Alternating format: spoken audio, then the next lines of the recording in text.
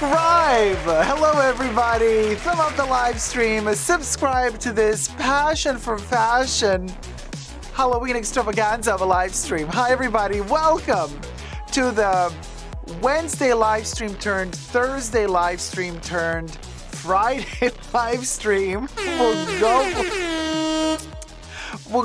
How's everybody doing? Hi, Debbie. I hope you're okay. Missing in action. I'm so glad to see you.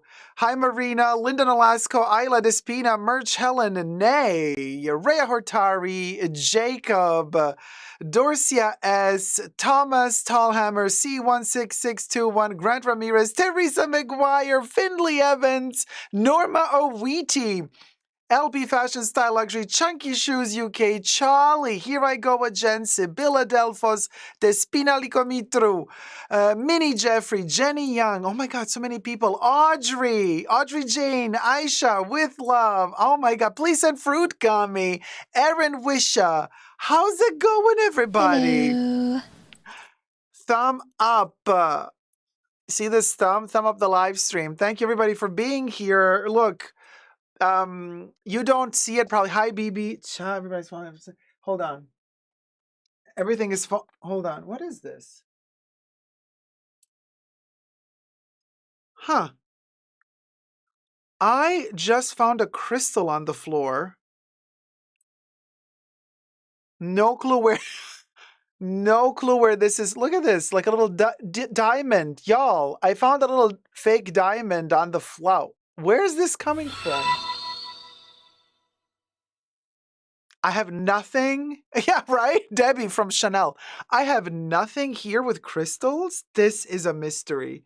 Okay. Well, what will go, will go. What will go, will go. Check this out. Little tiny thing. It's a 3-dimensional one. It's not a sequin or nothing. It's an actual little crystal. Well, what do you know? Hi, MJ Lone Ranger. How's it going, sweetie? T-Pal says, I left it for you. Thank you, T-Pal. T-Pal farts crystals, darling. Only the best in the fashion bunker. Brooke Gardner, probably a spider bag. No, it's not the spider bag. I'm telling you why. Because this is bigger than the crystals on the spider bag. Is it though? Yeah, this is bigger. This is bigger than the spider bag. The spider bag crystals are tinier. This is a big one. This is a big one. Not that, yes, Dacob, you are the rich. You literally walk on diamonds. Diamantes, darling. This is not real. I wish.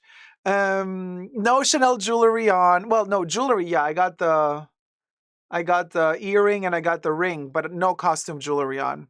It's Pooparella's calling cards, says Aisha. Oh my God, you guys. I can't even. Okay, well, let me put this here to the side because, you know, I'm going to get to the bottom of the, who knows? Who knows? So you guys can't see this, but we do have a slightly different studio setting now. It's expanded. Finally, this is why you get to see more of me. Usually I was like cut here. Look at this. Look at that. Yes. You get to see much more of me. I'm sorry for you. You have to deal with this heifer. I'm actually, Debbie, not further back. The camera is actually zoomed more out because now there's a bigger background. So technically, I'm still sitting the same distance away from the camera, but just we don't need to zoom in and make it as much. Terry, oh my God, starting the party. Thank you so much, Teresa sweetie. McGuire donated $60. Starting the party, heart. Okay, so Terry, thank you so much. Always so kind and generous and supportive of the Fashion Bunker. I have a surprise for you guys today because we are so close to Halloween, just 6 days away. There's a lot of things switching up. So we have my little vampire, you know, look at this little thing, what you might call it, the septa. The vampire septa. We also have surprises. So first of all, the studio is growing, so it's bigger. I am wearing a brand new outfit for the occasion. Check this out. Look at me, all spooky kooky. I love this sweater, cardigan. And Terry, today we have a special. It's not a haunted mansion that we're filling up today.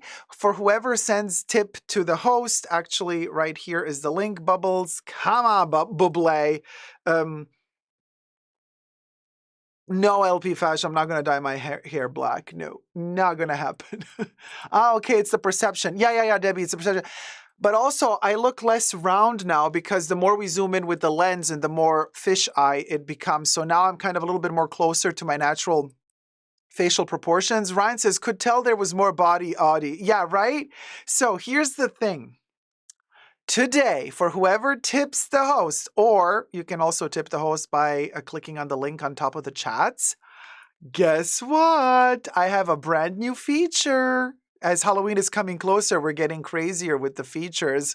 And Teresa is the first one to join the framed Halloween cat frame. I mean, can we talk? Your names will be written down here underneath the belly of the cat. I know how much Terry loves her cats. Isn't this adorable? It's a vintage Halloween cat style frame. It's a picture frame, but we're going to put names in it. And it is reminiscent of the 30s. Yes, Audrey, what a lovely pussy. Yeah, I could not have said it better myself, darling. Oh, only the Brits.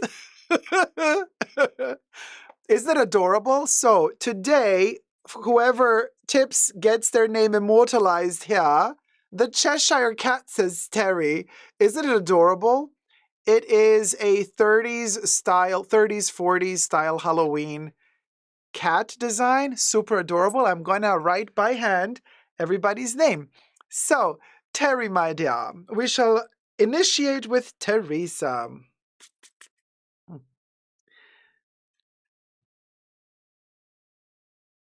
Terry, and then we're going to do a little bat next to Terry's name and a black heart. Black like my soul. My gothic soul. Terry has just joined the frame. I'll check this out. Is this gorgeous? Yeah, and the bat is there as well, and there's a little black heart. So, thank you so much, Terry. Is this gorgeous? If I had a little table next to me right now, I could kind of put this on here because it has a little frame holder like that. Gorgeous, no? There you go. So cool, right? Isn't it amazing? No, Debbie, it's not. No, it's not Joanna Parker. It is Shabby Chic. No, Joanna also copies the 30s and 40s style. Woman didn't invent nothing new, honey. But she is very loved in the Halloween community. There you go. Love that frame. Thank you, T-Pal. Thank you, thank you. Yeah, it's a cutie, right? So I thought this would be fun a little bit to switch it around a little bit for, the Halloween season. So there you go. Happy Friday to you too, Danilo. Boy, oh boy, have we got stuff to talk about today. I mean, we have a lot to talk about. Like a lot. So I was supposed to live stream on Wednesday, but then I had to run some errands. I had to go to the city. I can just say this, the courts were involved.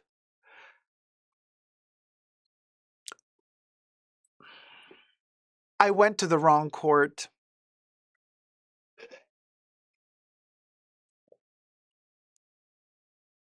It was terrible. Let's just put it this way. What I thought was going to be a 3-hour thing on Wednesday turned out to be a 10-hour thing. I was so exhausted. So I thought, okay, let me stream on Thursday. Then on Thursday, I get a notification that my parcel was delivered with the. I only order into the stores. I don't order because everything gets stolen. Everything gets stolen. And also my apologies for whoever is telling me like, oh, Dacob, I want to send you something. I'm like, you guys, please don't wait to send me stuff because as of now, it doesn't work. Shit keeps getting stolen. It really so irking. So anyway, I ordered a couple of 70% off garments from a certain store and I clicked on pick up in store.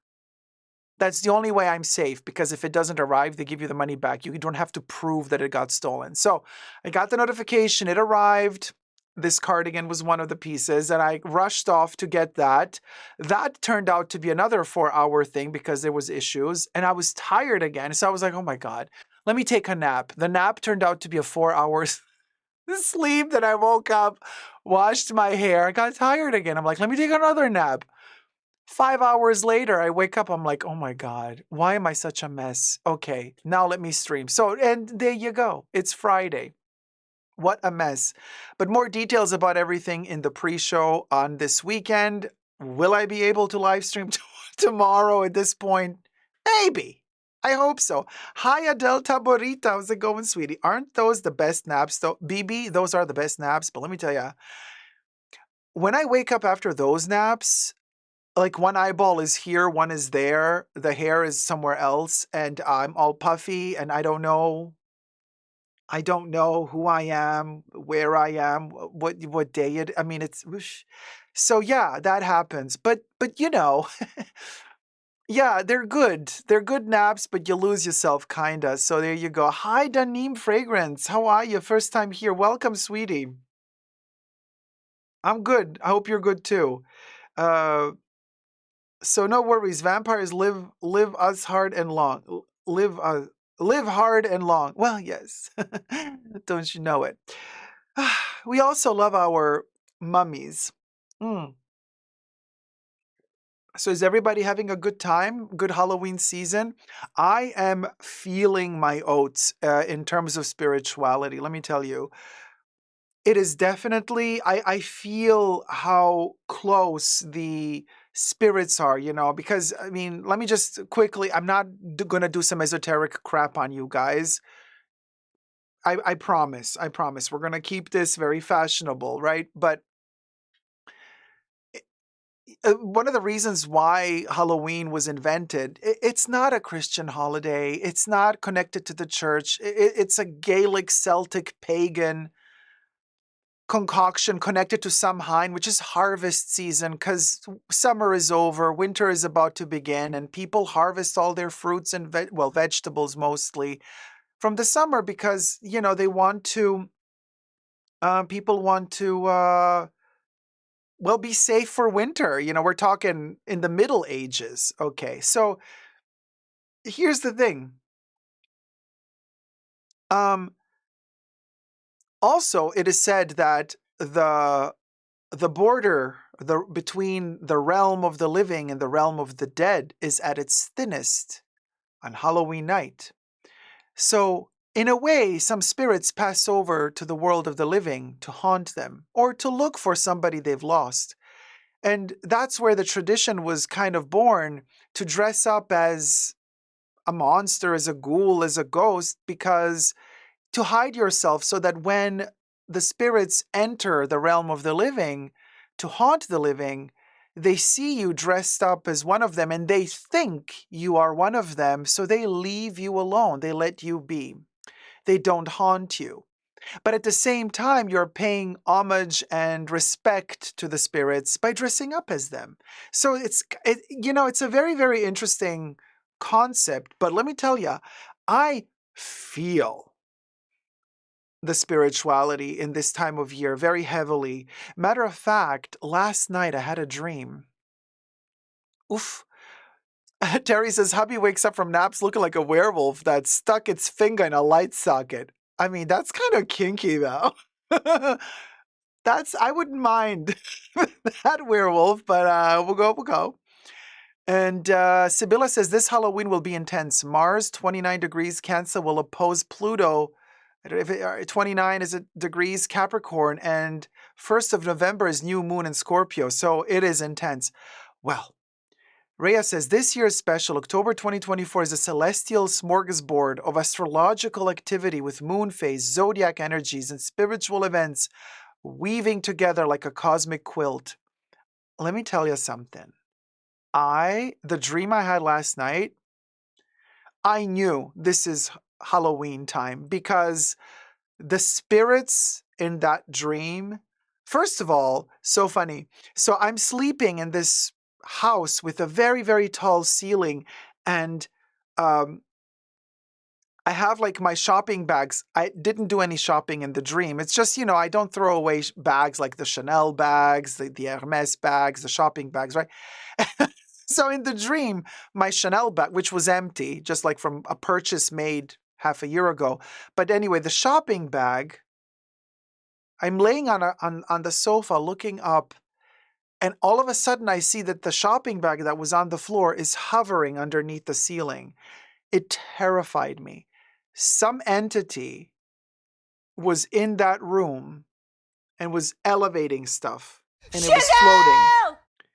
And I screamed to my mom and I said, "Oh my God," Despina says, "last weeks I have dreamt of my late mother." Despina, that is totally on trend with this time of year. I was like, "Mom." She runs in, she sees the thing floating, and she's like, "Oh my God, we need to leave now." But before I could leave, underneath the blanket was a little furry robot that had teeth like a piranha. It was terrifying. And it started doing clack, clack, clack, clack, clack, clack, clack, clack, clack. And I'm like, oh boy, it's going to eat me. And I thought to myself, I have to be kind to it so that it doesn't attack me. So I'm trying to be really kind to it, but it's catching on to my game. It's realizing that I'm being nice to it because I don't want it to attack me. So it starts getting aggressive. And then I start thinking, okay, I have to grab it as soon as I can and prevent it from attacking me or my family. And then all of a sudden, I'm in this other room, very Oxford style leather couches, where Paris Hilton is laying on a sofa being hypnotized, snoring. And everybody's saying, when is she going to stop snoring? Why does she keep snoring? Is she possessed?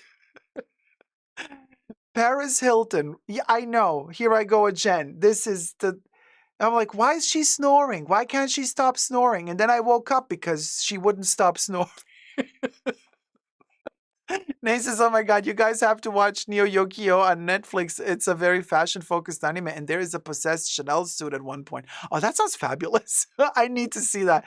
Hi, Meowsers. Hugs, Dacob. I would love to have a happy dream of my mom. Oh, man. The happy ones also happen. Most mysterious time of year, too. Yes, definitely. Reyes says, material for a screenplay. Let me tell you. Oof. The whole movie played out. If I don't forget, in the pre-show for Tier 2 members and patrons, next pre-show, I'm going to share with you another dream I had 2 days ago. That one, much more specific, with like a mystery. There was a murder going on. Vampires were involved. My ex-philosophy teacher. Oh. But more about that in the pre-show. So there's another reason for you to become a Tier 2 member, Tier 2 patron, because what will go, honey. Mm-hmm. Mm-hmm.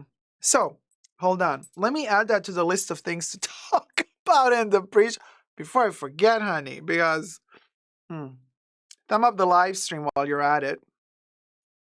Ooh. Wait, where's my thing? Okay. Mm-hmm.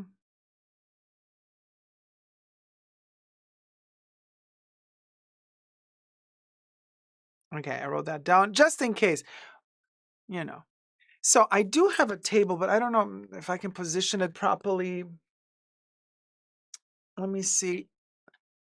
Child, that's ugly. Oh my God. No, these are not things I can do during a live stream. No. You know what? No, I absolutely no. This is not happening on camera. So hi Ollie, we'll go. You're at work. Hi. How's it going? I dreamt of murder 2 days ago. Ciao. Hey guys, hope all you're having a lovely one. Thank you, Sasha. No, Terry, no budget yet. I wish. Terry's like, did you get the new iPad yet? I'm working on it as soon as I can, because all the funds from all of your tips and donations actually contributed to the bigger green screen in the back, so that's done. I also have new lights on top, so I'm waiting a little bit for the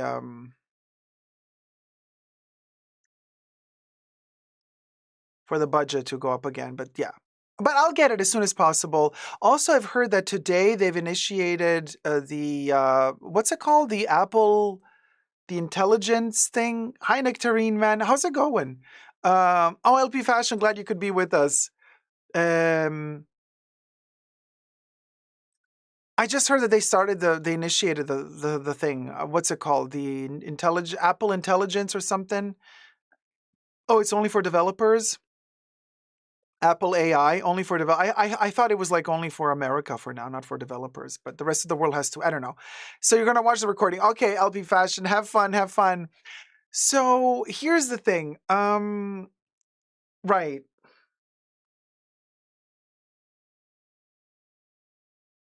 Vivienne Westwood. I want to mention this. I'm not going to film a separate video about this because um, when I do a Vivienne Westwood video, nobody clicks on it. And this is another issue that I'm having. Like, I've been watching some videos yesterday from content creators that just a short while ago started doing videos on fashion, the analysis of current state of affairs when it comes to luxury, when it comes to, the end of luxury, all that stuff. And I'm like, wow, some of these people, they have like 20,000 subbies and they get like 150,000 views per video. And I'm like, I keep doing something wrong.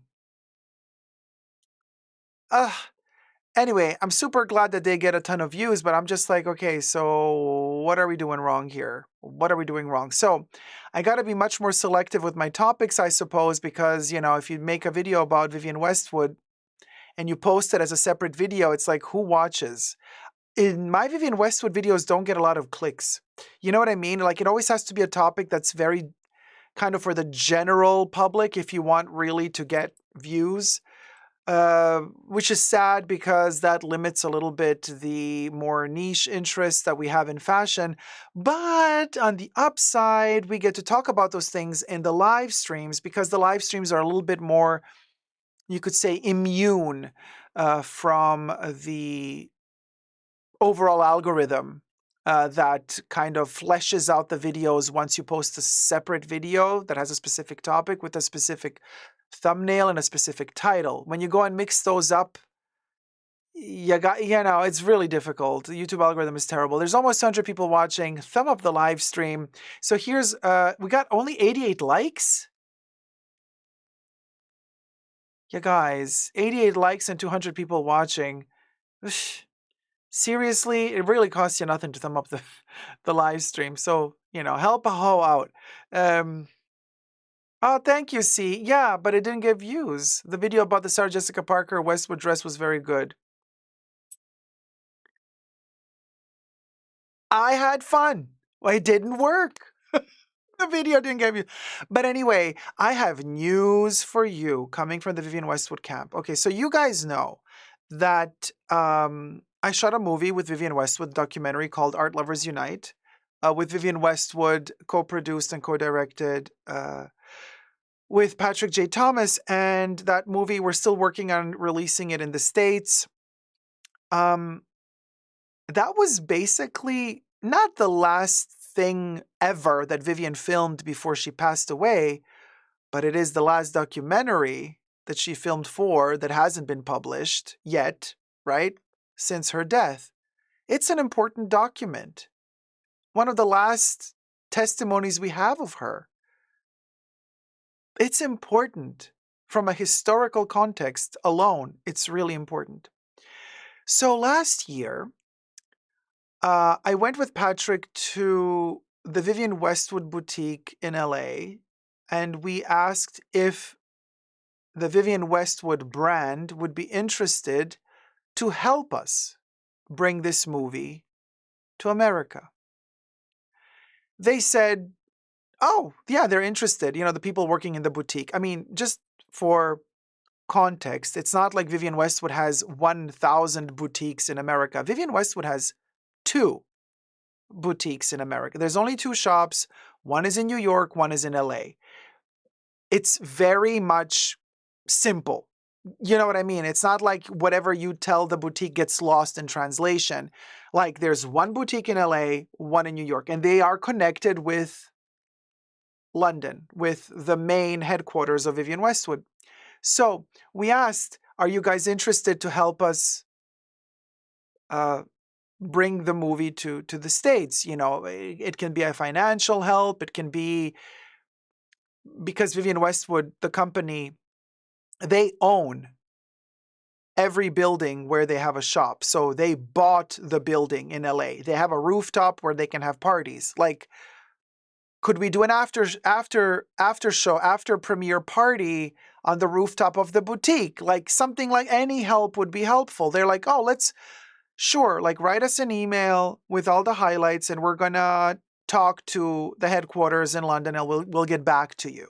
This was a year ago. You think they ever got back to us? I'll give you a second to think if they ever got back to us. No, they never got back to us. So anyway, a couple of months ago, I went to the boutique again. I needed to buy something in LA, and I saw the lady I was talking to last year, and I said, "Hey, Missy, you ghosted me. I wrote you several emails, and I am very direct. I don't do the bullshit corporate beat around the bush and like, let me tiptoe around stuff. I'm like, no, you want to reject me? That's fine. Tell it to my face and we move on. Don't waste my time ghosting me. I don't like flaky business. I'm not like that. And I don't like when others are like that. Everything I say in this live stream is for entertainment purposes only, not rooted in truths or facts. Everything's alleged and just my opinion. So I says to her, what gives? She turns a little bit red, right? Shy. She's at the cash register typing on her computer, and I caught her off guard and I said, why haven't you ever answered? She's like, yeah, I did write to headquarters and sorry, we're just not interested to work with you. And I'm like, you naughty, naughty bad girl. You could have told me that. And fine, problem solved. Now, um, now here's the thing. She then stood up and left. Whatever. I'm like, wow, talk about being unprofessional. So I was really upset. But 2 days ago, something happened, and which made everything really clear to me. It was kind of already clear to me before, but 2 days ago, something happened that made things very clear to me. And so basically, Vivienne Westwood had a son with Malcolm McLaren. Vivienne Westwood and Malcolm McLaren were the co-founders of the Westwood brand, of World's End. All of the most historic designs that Vivienne Westwood did in the 80s up until 1993 were designed with her and Malcolm McLaren. They had a kid together. So Vivienne has a son. The son had a daughter. The daughter is Cora Corey. Cora, while Vivienne was alive, already back in the days when Vivienne shaved all her hair off and was protesting, doing, certain things, anti-fracking movement, climate revolution, Cora started kind of hitting the runway with her grandmother. She looked quite different back then.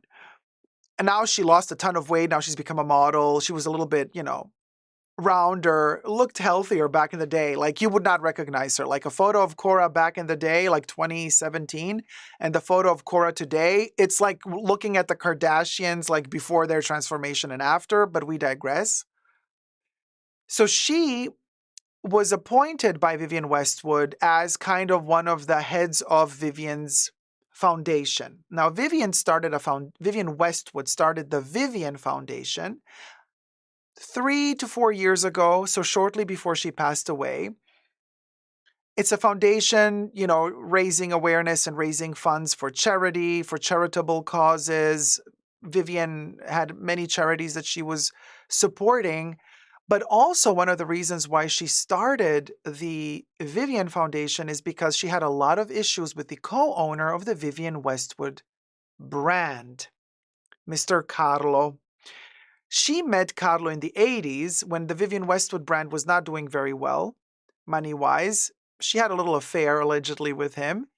Italian guy, he decided to help her company out. He invested in the company, but he took like 50% of the company.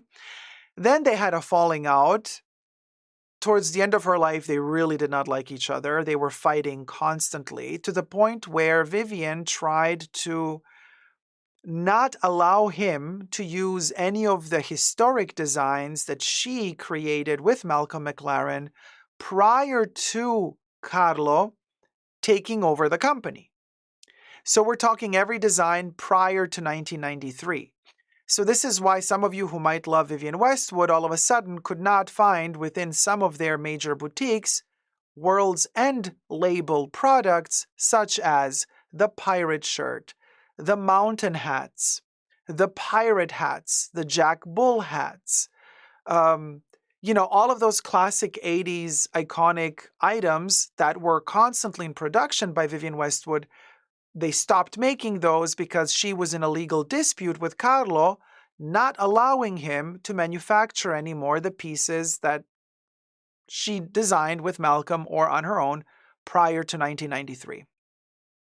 One of the reasons why she started the Vivienne Foundation is because she didn't own the rights to her own name, to the Vivienne Westwood name, because the Vivienne Westwood name is the company that she is not fully owning because Carlo is co-owner. And he was pushing stuff that she didn't like. He was all about profit, profit, profit. She was all about sustainability. Buy less, choose well, make it last.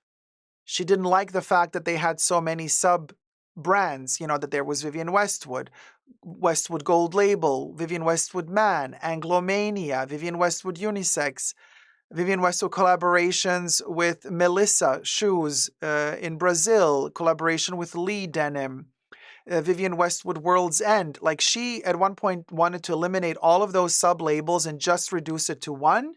Actually, two, because in the 90s she got married to one of her students from Vienna, Andreas Kronthaler, who since the 90s really was designing Vivienne Westwood Gold Label, still to this day. Now that she passed away, her now widower husband took over both the Vivienne Westwood label as well as the Andreas Kronthaler for Vivienne Westwood Gold Label, which used to be called Gold Label. Now it's, anyway, super complicated. It's a really complicated story, which boils down to this. What news hit 2 days ago?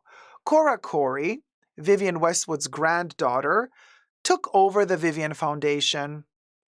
And Cora Corey, right after Vivienne passed away, was on the runway, with Andreas Kronthaler on the Vivienne Westwood runway. She would usually be the last look of the show in the wedding dress, and she was representing her grandmother, and she was representing Vivienne Westwood. She was also representing the Vivienne Foundation. She was in charge of the Vivienne Westwood campaigns. She was like the manager, coordinator of the campaigns, of the ad campaigns. But she was also overseeing that the Vivienne Westwood brand would pay royalties for using Vivienne's own designs prior to 1993. So that when the Vivienne Westwood brand would utilize said designs, they would pay the Vivienne Foundation for it, and then the Vivienne Foundation would use that money for charity. Just to be very clear, the Vivienne Foundation is a non-profit charity association or foundation. It's a non-profit, just to be very clear. And Vivienne wanted it that way. Now, Cora Corey released a statement just a couple of days ago saying, I am officially stepping down from the Vivienne Westwood brand. I have cut all my ties with them. She apparently wrote an email to the entire company asking all of the people working there to call for a boycott of Carlo to get him to leave the company, because she says that he doesn't stand for what her grandmother stood for, her morals, her principles, everything that she believed in. Particularly interesting, the point where she says that communication was stopped. And interesting how the Vivienne Westwood brand also never communicated back to me. So now I understand why that communication stopped as well. She said that basically in the 2 years that she's been working under the roof after her grandmother, Vivienne Westwood, passed away, she's claiming, allegedly, that the Vivienne Westwood brand never paid out any royalties to the Vivienne Foundation for utilizing their designs. Also, she says she was not asked, nor was the Vivienne Foundation asked for feedback when the Vivienne Westwood brand decided to do a collaboration with Palace. Palace, the streetwear brand, very popular in United Kingdom, also very popular in America. If you, maybe some of you who might be fans of the Vivienne Westwood brand, you might remember that a couple of months ago, Palace did a collaboration with Vivienne Westwood utilizing some prints and patterns from the 1993 and prior archives. Cora Corey states that the Vivienne Westwood brand did not ask permission to the Vivienne Association to use said designs and went behind their back and did this collaboration that she did not approve of for profit. Also, she also claims Palace probably didn't know about all of this, so they're not to blame. She's blaming directly Carlo. And she says she's stepping down from the Vivienne Westwood brand. She doesn't want to have anything to do with them anymore because she claims that Carlo is now taking over and he's behaving in a way that his grandmother would find appalling. Vivienne Westwood, she claims, would never want her brand to go into that direction, so she quit.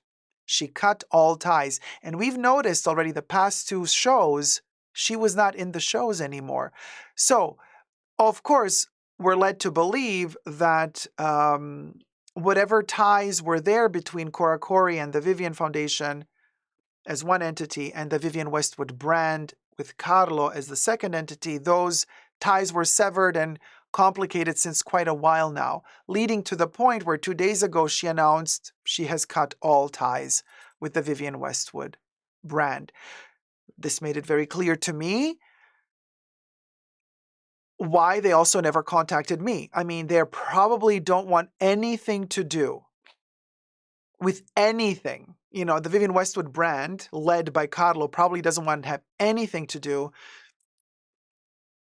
with anything that had to do with Vivienne Westwood, the person. Now, our movie, Art Lovers Unite, is very much Vivienne Westwood, the person.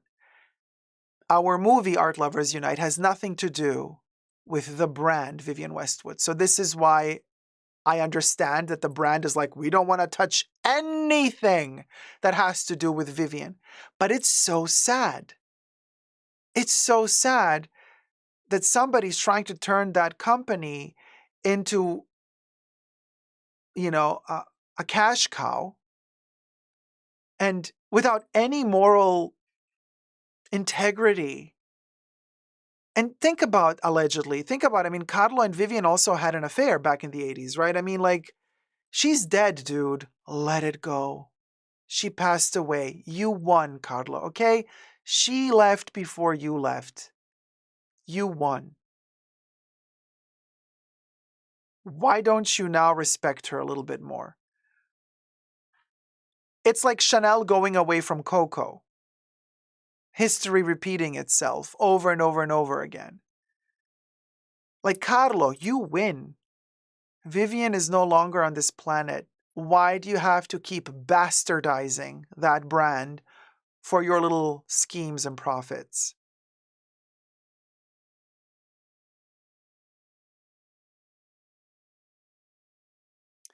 Ali Al-Saleh says, wow, the fashion business is so evil. Oh, honey, you don't know the half of it.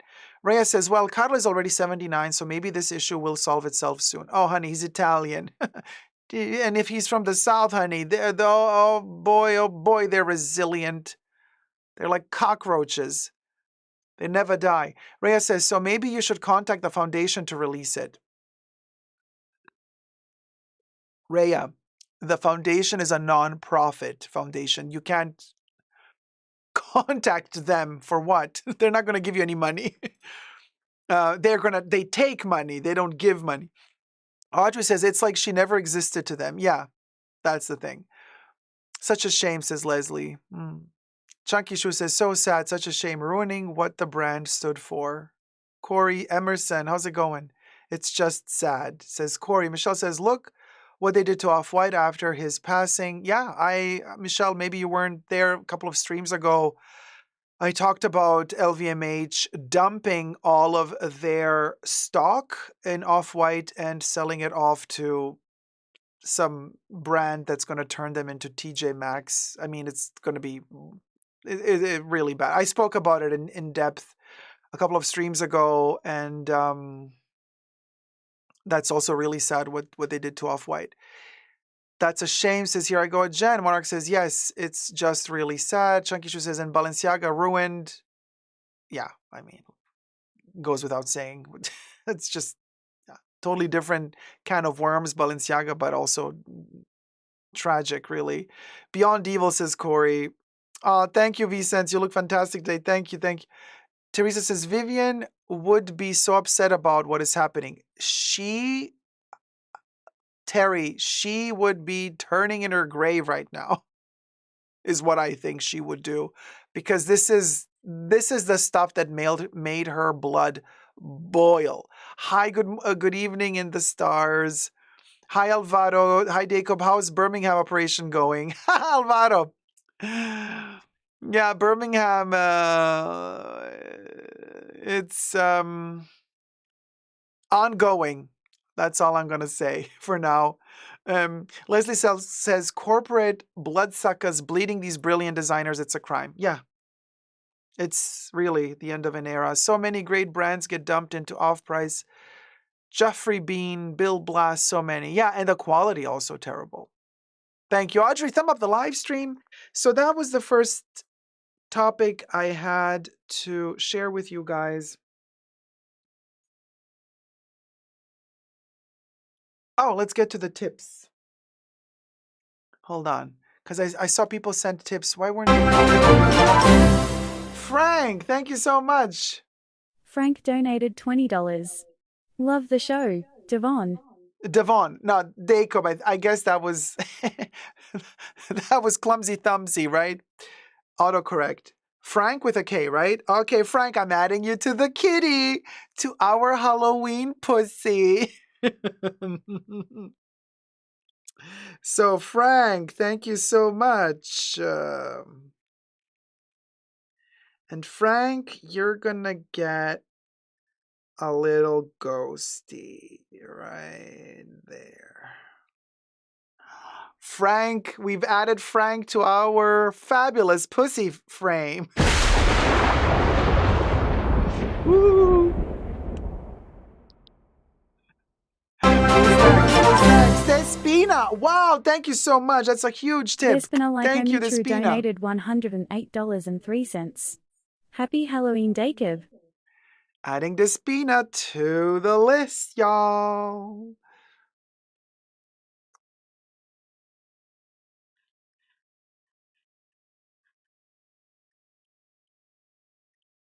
And for Despina, I am going to do a spider.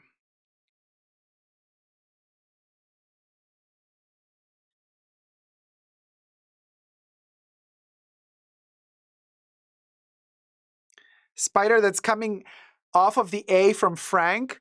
And Despina, there you go. Woo. We are building up our gorgeous little pizza, Halloween pizza. Thank you guys so much. If anybody wishes to add to this, become a part of our little Halloween vintage pussy, tip your host here, or the link is up above. So cute. We're creating this special little portrait um, today, to change it up a little bit. Frank Zier says, "Yay, fat fingers." Oh, wait, the character? Oh, because of the typing down one. Because there's also isn't there a character called Fat Fingers, like a cartoon character? Terry says maybe she will come haunt Carlo, no S, on Halloween and scare the heck out of him. Possibly. Hi, Janan Jean Baptiste. How's it going, sweetie? Monarch says hi to Melanie. Hi, Melanie. Hi, Trey B. Please, Frugami says, so glad you talked about this. Can't believe the brand is going in this direction. Way to go, Cora, for really believing in her grandmother. And also, I want to say, if Cora wants to call in, I am all ears. I don't know if she would. I mean, because I'm not really on the map in terms of, you know, fashion world popularity. I mean, Vivienne wanted to do the movie with me. She did, but that brand, they never cared for me. That brand never really.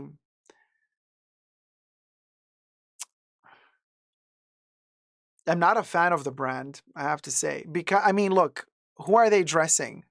Who is their PR giving clothes to? The Kardashians.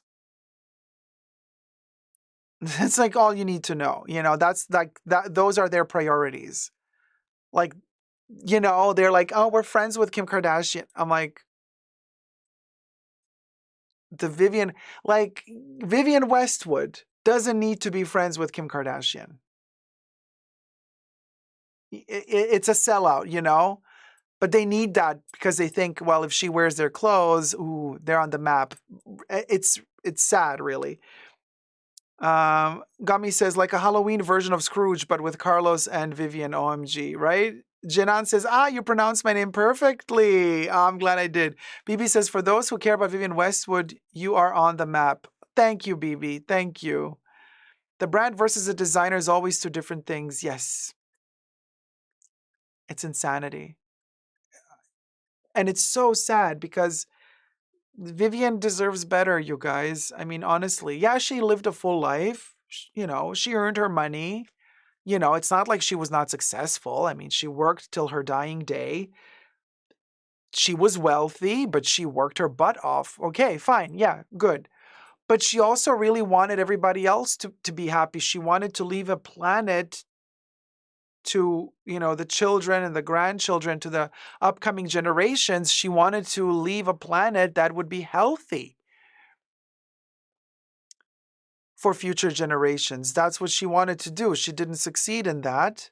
But she really, really believes that, you know, in fighting the good cause, and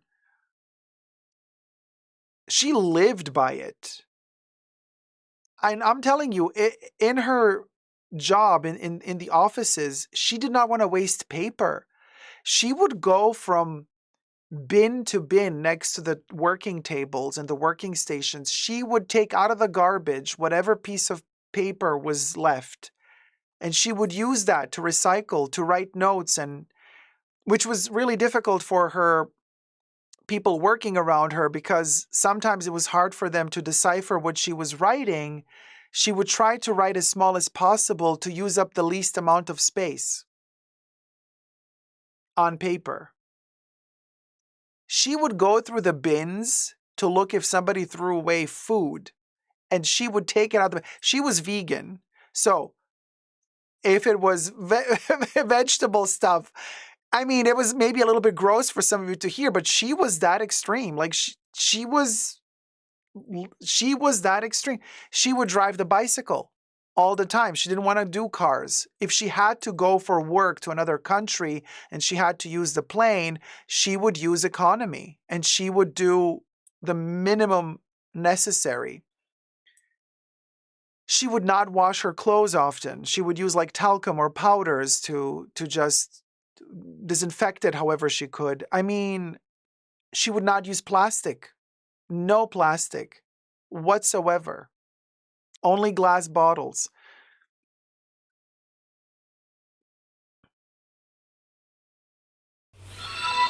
It's insanity. Thank you for subscribing, Crystal. But she believed in it. She believed in it. Oh, Grant! Thank you so much, sweetie. Thank you, Ramirez Grant. Where's donated where's the $5. pussy? Grant, darling. Hold on. I started with the. Oh, this is difficult.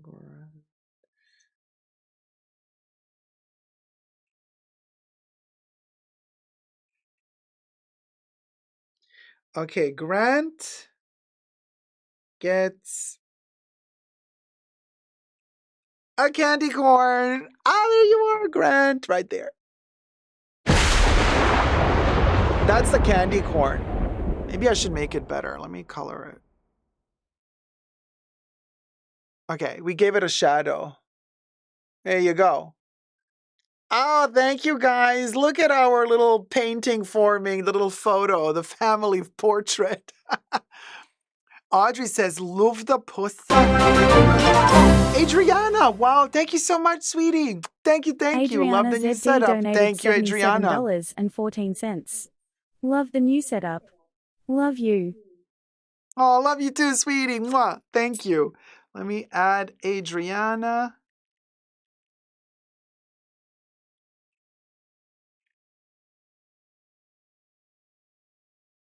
By the way, all the tips that you've been sending in the past helped buy the new green screen, you know? So it's a whole big professional setup. So it's all thanks to you guys. You know, I haven't been taking any sponsorships. You are my sponsors, literally. You know, it's not like I'm sitting here telling you, by the way, this live stream has been sponsored by blah, blah, blah. We zitten zuet. So it's all thanks to you guys. So Adriana, I am going to add. I made a special A for you. Fabulous. And then Adriana is going to get what should we do? What should we do? We did a bat, a ghost, a spitter. I always forget what other thing. Should we do a broom? Pumpkin. Thank you, Despina. Let's do a pumpkin.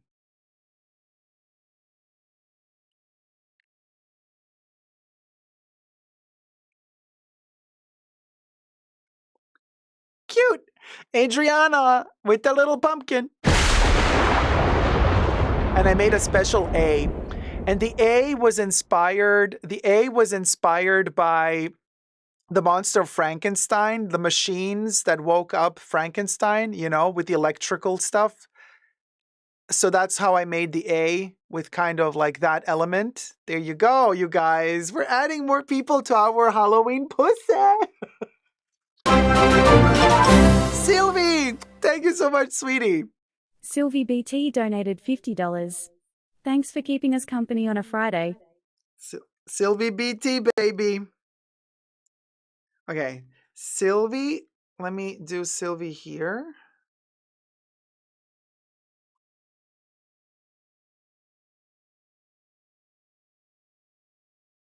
Wait, I have to spell that correctly. Is S-I, and then the Y is later, right? It's Sylvie. No, wait.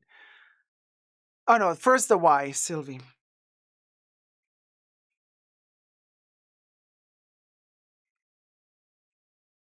Sylvie BT, and we're gonna do a fabulous tombstone.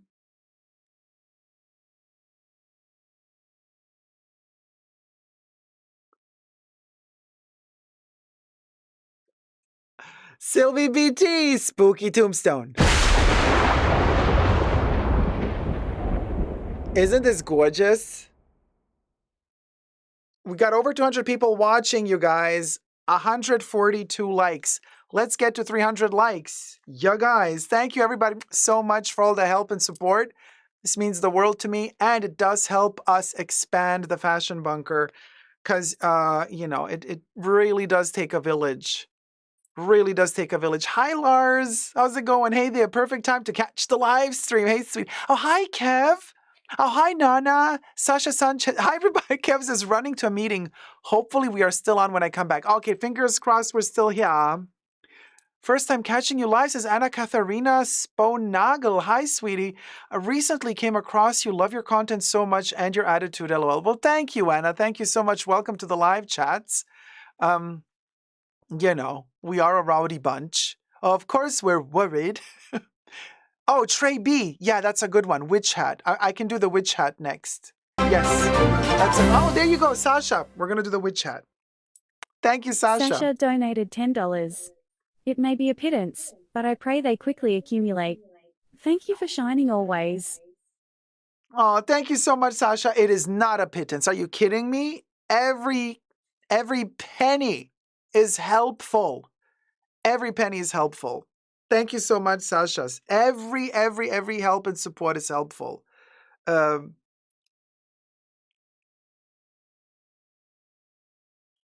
let me do the witch hat.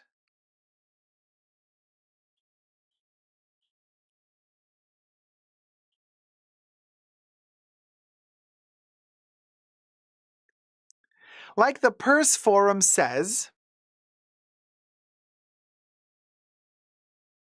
is there going to be an audio clip? Am I supposed to know what that's supposed to mean? I'm sitting here. All right, as the Purse Forum says, I'm sitting here waiting. Okay, whatever. Stupid. Sasha, there you go. And actually, let me add to the S. I added 2 little circles to the S to make it more special. You know what I mean? Yes, look at us. We are growing and expanding. Oh, this is getting really cute. Especially, I love that the names are all connected to little tiny spooky drawings. Really adorable. So this is our countdown to Halloween, basically. Oh, Nectarine Man says, it's Friday night here. I had a movie planned, but a Dacob stream is even better. Zubara. Thank you so much for being with us. I lost the lid of the... Oh. Classic Dacob. I'm like, where's the lid of the marker? It was on the marker. Do you know how many times I catch myself running through the fashion bunker like a crazy person, not knowing where my iPad mini is, just to half an hour later realize it's in my hands. And it's been in my hands the whole time. Same thing with my glasses. I have them on my head. I'm looking for them. I'm like, where are they? Where are they? They're on my head. And another thing that I noticed that I do a lot, this is so sad. This is so sad. Sometimes when I'm reading something that's printed, okay, like for example here, and I think it's too small, and I'm talking analog. You know what I do? I do this. I actually put my fingers on. This is so sad. We have come, it's come to that. It has come to that where I literally will try to expand something that's analogically printed or written. I have no words. Oh, hi, Letty. Letty says I do that too. Yeah, that, you see, it's the poverty. I mean, no words, really. Oh, Nectarine Man says, I'm always looking for the key that's still in the door. Yeah, guys. No, hi, Ashade Paul. Anyway, thank you guys so much. This looks fabulous. If you wish to join the Halloween pussy, you can tip your host here, or at the top of the chats, there's also a direct link. Kate says, I look for my phone when I am already on it. Oh, yeah, that happens a lot as well. That's a classic. Yes, VSense, take a picture of the printed item and zoom. I do that as well, but like, first I try to zoom in to pinch it open with my fingers. I mean, like taking a photo and zooming, yeah, that's logical. That's the way to go. But like, I try to zoom in with my fingers. I mean, this is sad. It's Lars says, so funny to hear you mention this. I did the very same thing just the other day and I was shocked. Lars, I'm telling you, yeah, we've come that far. Mahora says quality looks crispier than ever. Bring home the bacon. You mean for the Chanel quality, Mahora? You just made Lena very happy. Hi, Heartbreak Hotel. Hey, Dacob, happy Friday. Happy Friday, sweetie. Sasha says, I often do that on my MacBook when I use it. Oh, because it's not a touch screen, but you try to enhance it on the screen. Oh, the stream, says Mahora. Well, thank you. Thank you so much. We are improving. We are improving, you know. New formats coming soon, by the way. It's a lot of work, but we're getting there. So I do have a topic for you. Believe it or not. Believe it or not. And that would be LVMH. Mahora says, my homegirl not glitching no more. Was I glitching last live stream? No, but you've been like working a lot lately. I don't know if you've like been to the last live streams really that much, no? But I think it's been better. Hi, the Ben. Oh, thank you. So good to see you, Dacob. Hi, sweetie. Good to see you too. Ali says, I went to buy Le Lion the other day, but it seemed toned down. Is it just my nose? Gosh, you never know at this point with Chanel, but I don't think so. I would hope it wasn't, but you never know. Oh, just kidding? Oh, okay, more. Kari says, no. What happened? Corey K says, how about driving home to get your cell phone so you have it when driving home? Did you do that, Corey K? I mean, that's a whole other level. But you know what? That's the fashion bunker. That's what we do. Thumb up the live stream. Thank you, BB. Sasha says, I confuse it with my iPad. Yeah, that happens to me too. On MacBook Terry, I sometimes try to expand MacBook Terry with the on the screen, and I'm like, oh no, it's not a touch screen. It's not the iPad. Oh, there's no glitching, says Kari. Oh, okay, thank you. So yeah, we do have news on the Baconator, but that's coming up in a little bit, and so yeah. Okay, let's do this. Should I touch up my makeup because I am oily like a fresh butter. oil fried tilapia, baby. Okay. It's kind of nice to have a little bit more room. Although I'm going to fill the space up pretty soon. But anyway. Le Lion definitely needs to macerate a little bit. Yeah. Okay. Let's do it. So, what do I have to touch base on? Yeah.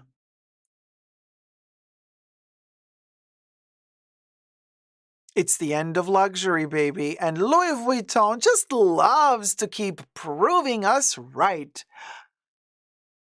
LVMH just released their Q3 2024 earnings, and the shareholders don't seem to be particularly happy. But then I got intel from somebody working at LVMH who secretly sent me over a certain link that proves my point even more.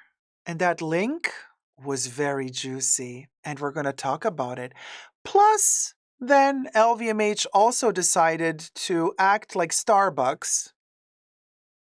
I guess if we're that desperate, we try everything to earn a coin, don't we?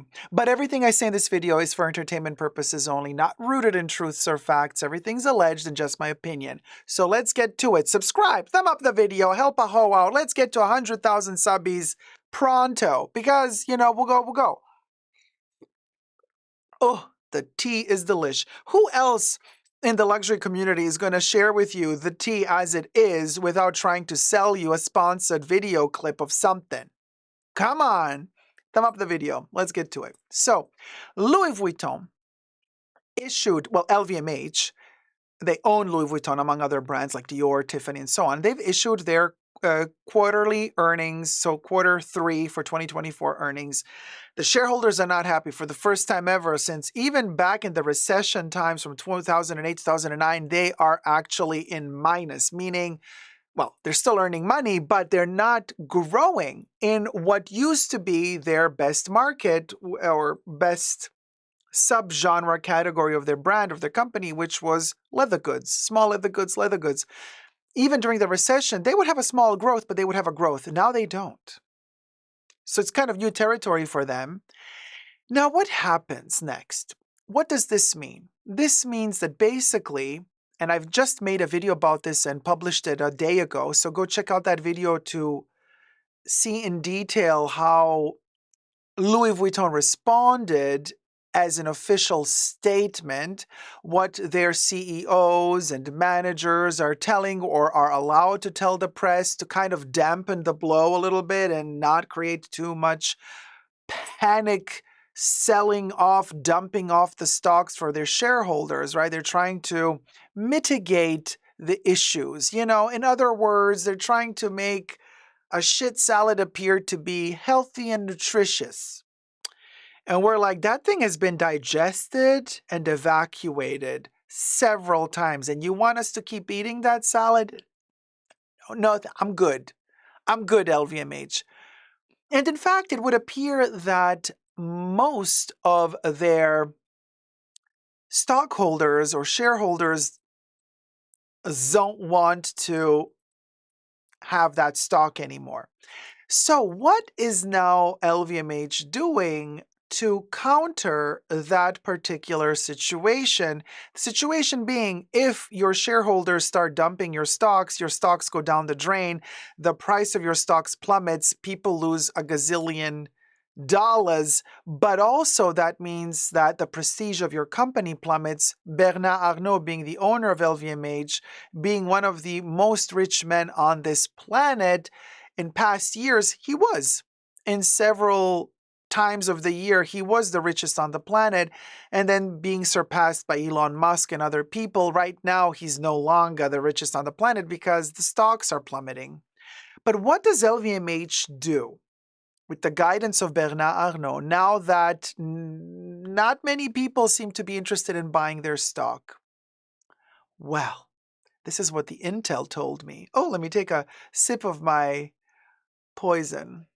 Mm, mm, Corporate intel do be tasting particularly fishy today. So, of course, I keep my sources protected and secret, but somebody working at LVMH has sent me a link to check out the offer that LVMH is now making. And I think the offer began on the 18th of October and goes through end of October or beginning of November of 2024. And that offer is to certain countries only worldwide where LVMH is present, depending on whether or not the laws would allow whatever they wanted to do. So they state in this link with several videos explaining to their co-workers, whether you be a salesperson on the sales floor, whether you be a LVMH employed worker in their factories, whether you be an LVMH worker working in upper management in the offices, all of them, if they are living in a country where this program is available, get offered the opportunity, hear this one, to buy LVMH stock. Now, here's the thing. Many big corporations that are public have offered such programs to their workers, but like already years ago, way before the pandemic, way before the company was doing fabulously great and earning a ton of money. Like Luxottica, for example. Luxottica with Essilor has a program as well. If you work with Luxottica, for Luxottica, you do get to, for a better price, participate in the stock market of Luxottica. You get some shares of the company. You can keep buying more if you want to. But here's the kicker. Okay, well, we're going to get to all that. Please, I don't want any no. Here's the thing.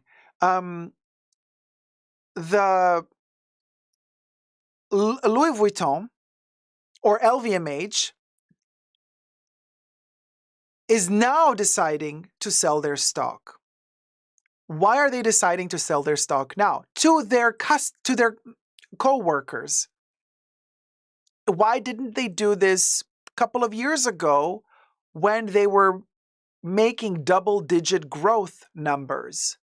Why didn't they want their co-workers to participate in the success of LVMH, let's say back in 2021, when people were buying their stuff like crazy during the pandemic, when everybody was so eager to purchase Louis Vuitton items?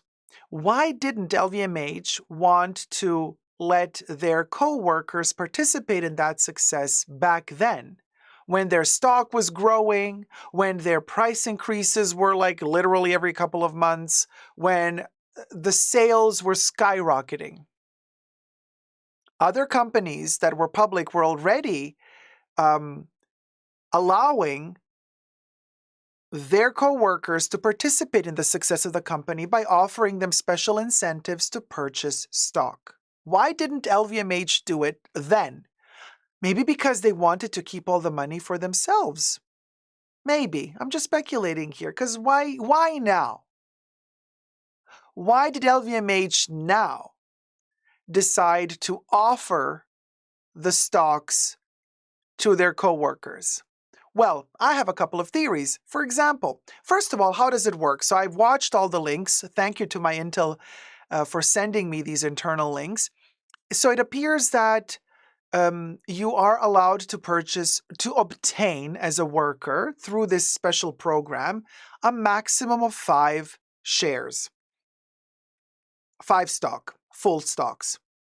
Now, for every part of stock that you purchase, LVMH pays you 20% or deducts 20% off and gives you the other half on top. So for example, if you were to purchase 1 full stock as a co-worker of LVMH, then LVMH would give you another full stock on top. So you would buy 1 for full price minus 20%, allegedly, and then they would give you 1 for free on top. So you would pay 1 minus 20% and you would get 1 on top. If you buy 2, you would get 2 for free. Now, the maximum they give you for free is 2, and the maximum you can buy is 3. So the total out of this program that you can get out as a worker of LVMH, if you wanted to, the maximum would be 5 shares. 5 full shares would be a maximum. Now, of course, outside of the program, outside of the 20% reduction and the 2 free shares, you can go on the stock market and purchase more if you wanted to. But there's several, I hate that word because all of the, wannabe intellectuals use it, the caveat, the little Latin moment, but here's the caveat. Great example of a caveat. First of all, you're blocked. If you buy the stock for 3 years, you're not allowed to get rid of it. Exceptions apply according to local laws. There are exceptions in which you might be eligible to get rid of your shares sooner. But for 3 years, you're blocked in. And also, you have to type in how much you earn in 1 year. And according to your yearly salary, they say that the amount of stocks you wish to purchase through this program, which is a maximum of 3 purchasable ones, cannot exceed 25% of your annual earnings. And I did the calculation. You really have to earn a pittance to not be able to afford 3 of those stocks. They say that the price of the stock will be determined during the period in which they offer the stocks to their co-workers. You have to have worked at least for 6 months for LVMH before you're allowed to purchase. You can't be a trainee. You have to be fully working for them or with them, but you need to have that 6-year at least period. And you have to be working for them, including the last day of the offer for the stock sale. You can quit after that, or you can already have given your notice today, but if you're still working within your notice by the time that this offer ends, you're allowed to purchase the stock, allegedly. Now, But for 3 years, you're not allowed to get rid of it. Why would LVMH now, of all times, decide to offer the stocks to their co-workers? I think the writing is on the wall. So if you are a co-worker of LVMH and are watching this video, let me illuminate it for you. Here's the deal. Their Q3 earnings are terrible. People are selling off their LVMH stocks, and by people I mean externals to LVMH who bought them because they don't trust in the company apparently anymore. So the value of the stock is falling. Now, as I said in my prior video, Bernard Arnault could jump in and buy out all of the people who are selling their stock for a pittance, and he could buy it to save face. Yes, that's what a lot of people do who have a lot of money to preserve face in their company. But he's trying to up it up a notch and say, wait, let me try to get all these suckers who are working for me to buy this stock as much as possible. Now, my intel is telling me that their managers are bombarding them almost on a daily basis, telling them, buy the stock, take the opportunity, buy the stock, buy the shares. Like they're being bombarded almost to the point where some coworkers are feeling so much under pressure. Like if I don't buy the stock, are they going to fire me? Like, am I going to get in trouble if I don't show support?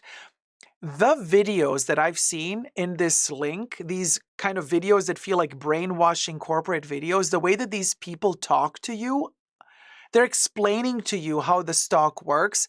They're French. Most of them talk in French with English subtitles. The arrogance. They're saying like, this is something amazing for you. We are offering this for you. We are a family. Yes, the term family has been thrown into the pot quite a few times in that video. The LVMH family, we're all a family. I'm like, we're all a family. Yes, I do remember just a couple of weeks ago, LVMH, the family, threw Off-White under the bus now that Virgil Abloh has passed away. May he rest in peace. Now the Off-White brand means nothing to them. It's not profitable anymore. So instead of preserving his memory and Virgil Abloh's heritage and preserving the quality and the prestige of the Off-White brand, because he was family after all, he was appointed artistic director of Louis Vuitton Men. So you would think he's a family member because that's what Bernard Arnault keeps telling us. It's all a big family. LVMH is a family. Great. So what did you do to Off-White? Did you do anything to preserve Off-White? No. What did you do? You dumped it to the first person who came along and wanted to buy the brand, and you sold off your majority stake shareholders' stocks off, and you're done. You washed your hands of Off-White. That's how you do family, LVMH. I see. That's how you do family. So now you're calling your workers family, and you want your family to profit from the success of LVMH shares. I see. Now, here's the thing. I read the fine print in those links that the Intel sent me, these internal links from LVMH. It does say that the price of the stock, because that's what I was really interested in. Of course, I had a look at how much one stock or one share of LVMH goes for today. It fluctuates on a daily basis. Just yesterday or 2 days ago, it was around about $130 or something. I don't know how much it is today, but let's say today or tomorrow, we don't know what happens in the future, but let's just, for the sake of argument, think that tomorrow their stock will collapse because everybody starts dumping it because nobody wants to have anything to do with them anymore because they're not doing well. They're not selling enough. The quality, a lot of people are not happy with the quality, allegedly, either. So let's say their stock value plummets down to $50. Well, that's something they're not telling their coworkers because you see, to all you LVMH coworkers that are allowed to purchase this stock, the way that they're telling you in one of these links, the way they're telling you the stock price will be calculated, here's the kicker, they're not going to sell you the stock at the value of the actual stock on the day you purchase it. Meaning, if the stock collapses and now one share is worth $50 instead of $1,000, you get to buy it for $50 minus 20% because they told you they're going to pay 20%. No, that's not what they said. Instead, they say, we're going to calculate, what did they talk about? 20 days or several weeks in the past and get an average of that value of the stock market. And then we're going to lock into place that as the price of every share minus the 20%. Meaning they're going to sell it to you at a higher price, potentially. Well, I'm just speculating here because if the stock collapses tomorrow, that's what you're going to deal with. But if the stock collapses tomorrow, you could buy it on your own without getting the 20% off and the 2 free shares from Mr. Bernard Arnault. You could buy it yourself for $1.25. But no, if you are a worker of LVMH and you buy it through the LVMH program, they will set the price for that stock, being a sort of average between the last few periods of the stock market. And that calculation might end up costing more than if you bought the stock on your own today or tomorrow. So that's the first kicker. That way they ensure the stability, somewhat the stability of their shares for whoever is still a shareholder outside of the LVMH company. They get to preserve face, in my opinion. First thing. Second thing, you are the sucker who's locked in for 3 years with those shares once you bought them at the price determined by them according to those, like I explained to you just now, criteria. That's what you bought the stock for. For 3 years, you can't get rid of it. Now imagine, I think in their one of their charts, they explained that 70% of the LVMH workers are allowed to purchase the stock because, like they said, or like I said earlier, not every country, the legal system is complicated with companies selling stock shares to their co-workers. So in some countries, they claim that they were not able to get everything through in time. Not able to get everything through in time. Seems like you are pressed for time, LVMH. Why didn't you take more time then to calculate everything and to get the legal stuff sorted in all the countries where you have co-workers present? Why would LVMH be so much in a hurry right now to sell these stocks to their co-workers instead of waiting a little bit longer, a couple of months longer to sort out all the legal, mumbo jumbo that you might have in certain countries where you can't just like that sell the stock to your coworkers, but you need some hurdles. You need to overcome some hurdles to do so. Why would you not wait for that? Instead, you're saying, it's difficult legally, so 70% of our coworkers is allowed to purchase the stock. So I'm thinking if they have, 20,000, 30,000 people that work for them, and if all of them purchase the stock, so LVMH has 213,000 employees, according to the LVMH website, and they want to offer the stocks to 70% of their employees worldwide. That's a lot of stock they can sell at a price that might be higher than the price you would buy it if you bought it on your own on the stock market today. Isn't that interesting? And they're keeping this very hush-hush, so I want to say thank you to my Intel for sending me this because this just shows you people where we're at. This is the end of luxury. This is how to try to save face. And ask yourself, if you're a worker of LVMH, if you are that person working in the factory making their shoes, if you are that person running yourself thin and skinny, you don't need Ozempic, honey. You're running on that sales floor trying to sell that product, that overpriced quality meh product every day, losing weight every day, rushing. Well, you might not be losing the weight because when you come home, you're so frustrated because your managers keep telling you, you're not going to reach your quota for this month. You're not going to get your bonus this month. You're not selling enough this month. So you might eat out of frustration when you come home. So you might gain back all the calories that you lost running on the sales floor like a lunatic trying to sell something to any client available.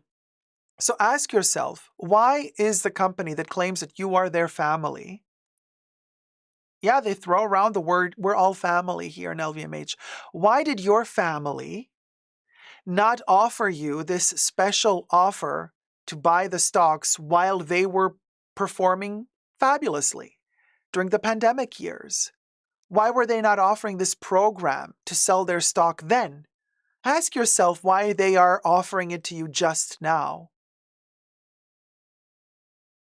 No words, really. I mean, no words. You know. Now, so there's 754,500 stocks if every eligible employee buys 5 stocks. If every eligible employee, they don't buy 5 stocks, they buy 3, but they get 2 on top from LVMH. So if every eligible employee of that 70% of the employees that are eligible to buy the stock, if every one of them bought the 3 and got the 2 on top, that would be 754,500 stocks sold that are blocked for 3 years from being resold again. And the managers are apparently writing emails every day to all their coworkers, repeating to them, buy the stock, buy the stock. Oh, honey, the desperation is real. And to make matters even more sad and kind of funny at the same time, Louis Vuitton is now trying to expand into any territory possible to make any money. So now they're going into the hospitality range. So what we've seen like last year or 2 years ago, Doha Airport, the lounge at Doha Airport, the Louis Vuitton lounge at Doha Airport. Well, now they're thinking, let's come closer to home. Let's come closer to France. Let's go to London. Let's go to Heathrow Airport. They've just opened, I think in Terminal 5, the Louis Vuitton lounge or cafe. Let me show you a couple of pictures. So now they're trying to, sell you overpriced coffee. Yeah, I mean, is this an experience? Sure. They sell coffee, they sell cakes, they sell food. If you have enough time and you're not rushing to catch your flight, you can eat Louis Vuitton branded food. But let's be honest here, guys. Louis Vuitton was never famous for their culinary extravaganzas. Louis Vuitton was always famous for its luggage, for its luxury travel goods. Yes, I do understand that this is an airport and it is kind of whimsical that a luxury brand that is known for travel, actually has a little cafe at a travel airport. I like the idea of it, technically. Sure. I much prefer seeing a Louis Vuitton cafe at an airport than I would like seeing a Chanel cafe at an airport, because Louis Vuitton became famous for travel. So it's kind of cool. Wherever you travel in the world, you get at the airport or at a train station, you get a Louis Vuitton cafe where you can maybe also, what would be really cool is if inside of there you could get your handle of your speedy bag or your key pole fixed up, or you can get a little stamp at the air. You know what I mean? Like for travelers that love to travel with Louis Vuitton luggage, it would be cool if this little cafe also offered a little service of printing something on your leather tag, or you know what I mean? But anyway, so they have a boutique attached, and then this is the cafe. This is Heathrow Airport. Let me show you how it looks inside. So I don't know if this installation is temporary or if they're going to switch it around with the artwork. Very spacious, very, futuristic, bubbly. Nectarine Man says, Virgil Abloh made those Louis Vuitton coffee cup bags first, LOL. Ooh, the shade. Well, there you go. They get to profit off of that as well. The pillows, the interior design, the glasses, the plate, everything is branded, obviously. Wait till we get to the food, honey. The food is branded as well, especially the coffee. It's cute. I'm not going to say it's not cute. It's an experience. You know what I mean? But this is kind of the direction we're going in. A lot of the luxury brands today are thinking, we're not selling our clothes anymore that much. We're not selling our leather goods anymore that much. How else can we profit? Let's open up hotels, restaurants, these culinary experiences let's charge a hefty price for them so we can, keep making money. I get it. You're trying to reinvent yourself. Sure. But don't forget, Louis, what made you so famous is and are your travel items and travel accessories, not clothes or fashion. Clothes came just like 10, 15 years ago. Louis never did that before. Next picture. Little salad, little satin. Look at that. Look at the little platelet with the Louis logo, with the logos, yeah. And then you got a little beet salad here, a little, reddish. And then you got probably avocado with a little satin. Okay. Velasquez says, I am totally underwhelmed. C16621 says, Nouveau Riche brand. No, I do not like Louis Vuitton blue collar luxury, says C16621. Next, look at the little coffee, a little cappuccino, and then they can, they have a little stencil thing, and then they can sprinkle the cinnamon or something on top, and you get the whole logo. Louis Vuitton trunks and bags. Even here they repeat, that's what they're famous for, Louis Vuitton trunks and bags, not clothes. Okay, the coffee's cute, says Lisa. Yeah, it's cute. Look at the little cookie, or is it a little sugar thing, or maybe it's a little almond cookie. I don't know what it is. Adele says it's a very ugly plate. Well, de gustibus non est disputandum, we say. Here I go, Jen says, I'm curious to see, but it's a one and done. Right. Yeah, you go, you see it. Instagrammable moment, you take a selfie, that's what they want, obviously. And then you call it a day. It is kind of cute, Brooke. Not gonna lie, for sure. But this is it ends there. We like cute things, sweet things. We like to taste new stuff. Why not? But like you said, guys, it's a one and done for me as well. The clothing is definitely expanded on the website, says Eugenia. Yeah, to each their own. But yeah, BB says the novelty wears off after one visit. C1621 says reheated food offerings, Delta Airlines food will be better. I don't know. But I'm just reporting the news, you guys. You judge for yourselves if you would go there or not. But that's that. Corey says it's cute, but is it $20 for a coffee? Kinda cute. Christian Dulguero says, Mec Louis Vuitton, $100 burger made in France, baby. Allegedly. Nectarine Man says, hopefully the offerings don't taste like leather. Oh, honey, I just hope that their leather is still leather. Allegedly. That was my video. Thumb up the video, subscribe to my channel. Let's get to 100K and keep the news rolling. 100,000 subbies are so close, I can smell it. And it's a gorgeous smell, by the way. Oh, one last note. They're saying that best chances they have for not Louis Vuitton, but luxury analysts are saying that most of these luxury brands that are now falling off the grace of our wallets, their best chances in the near future is to dive more into perfumes. I thought that was an interesting twist. Maybe something to talk about in the near future. Let me know your thoughts and prayers down below. Subscribe and thumb up this video if you liked it and you wanted to see more. And never forget to never give up on love. Bye. Wow.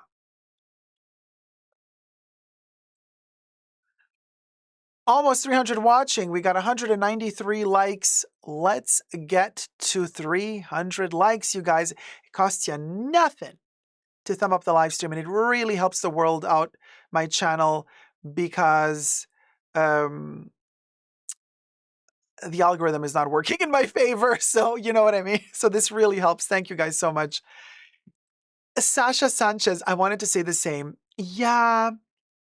My perfume cabinet is full already. I'm so sorry, LVMH. Sorry, Louis. I will not be buying your perfumes anytime soon. Okay? Okay. I'm so sorry. Okay. But shoot to your family. Yeah? Shoot. Shoot. Yeah. Yeah. Nectarine Man says, you called it Dacob. Luxury, it's on its knees. Kering just posted another profit warning, their third in a row. Yes, I have that in my notes here. Kering Q3 disaster earning reports. Overall sales declined 16%. And Gucci sales declined 25%. That's the news that I got here. So yeah, Kering is in a terrible situation. The only brand that is publicly available on the stock market that is a luxury brand that made double-digit growth.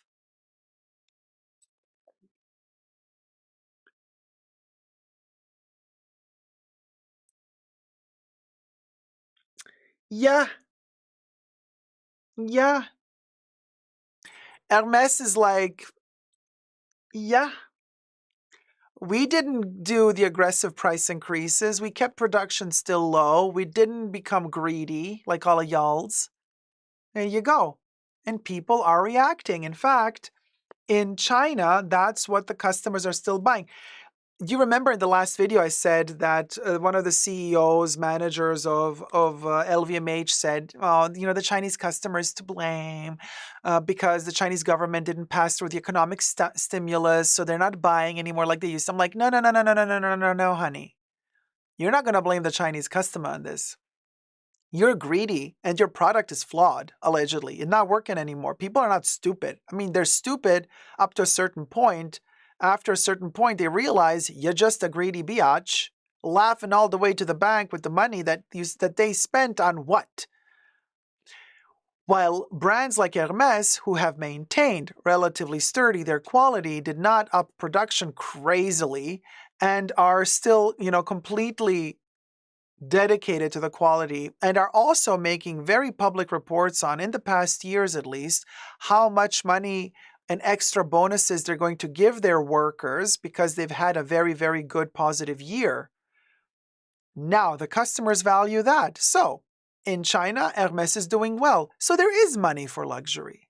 It's just that people are very picky what they want to buy for their money. So, Louis, you can't make this about, oh, well, China isn't spending in general on luxury. No, China is spending on luxury. They're just not buying your luxury. And apparently, they're also not buying Chanel luxury, which brings me to my second topic, well, third topic, actually. Mahora says, because they're not doing silly shenanigans, period. Period. You know?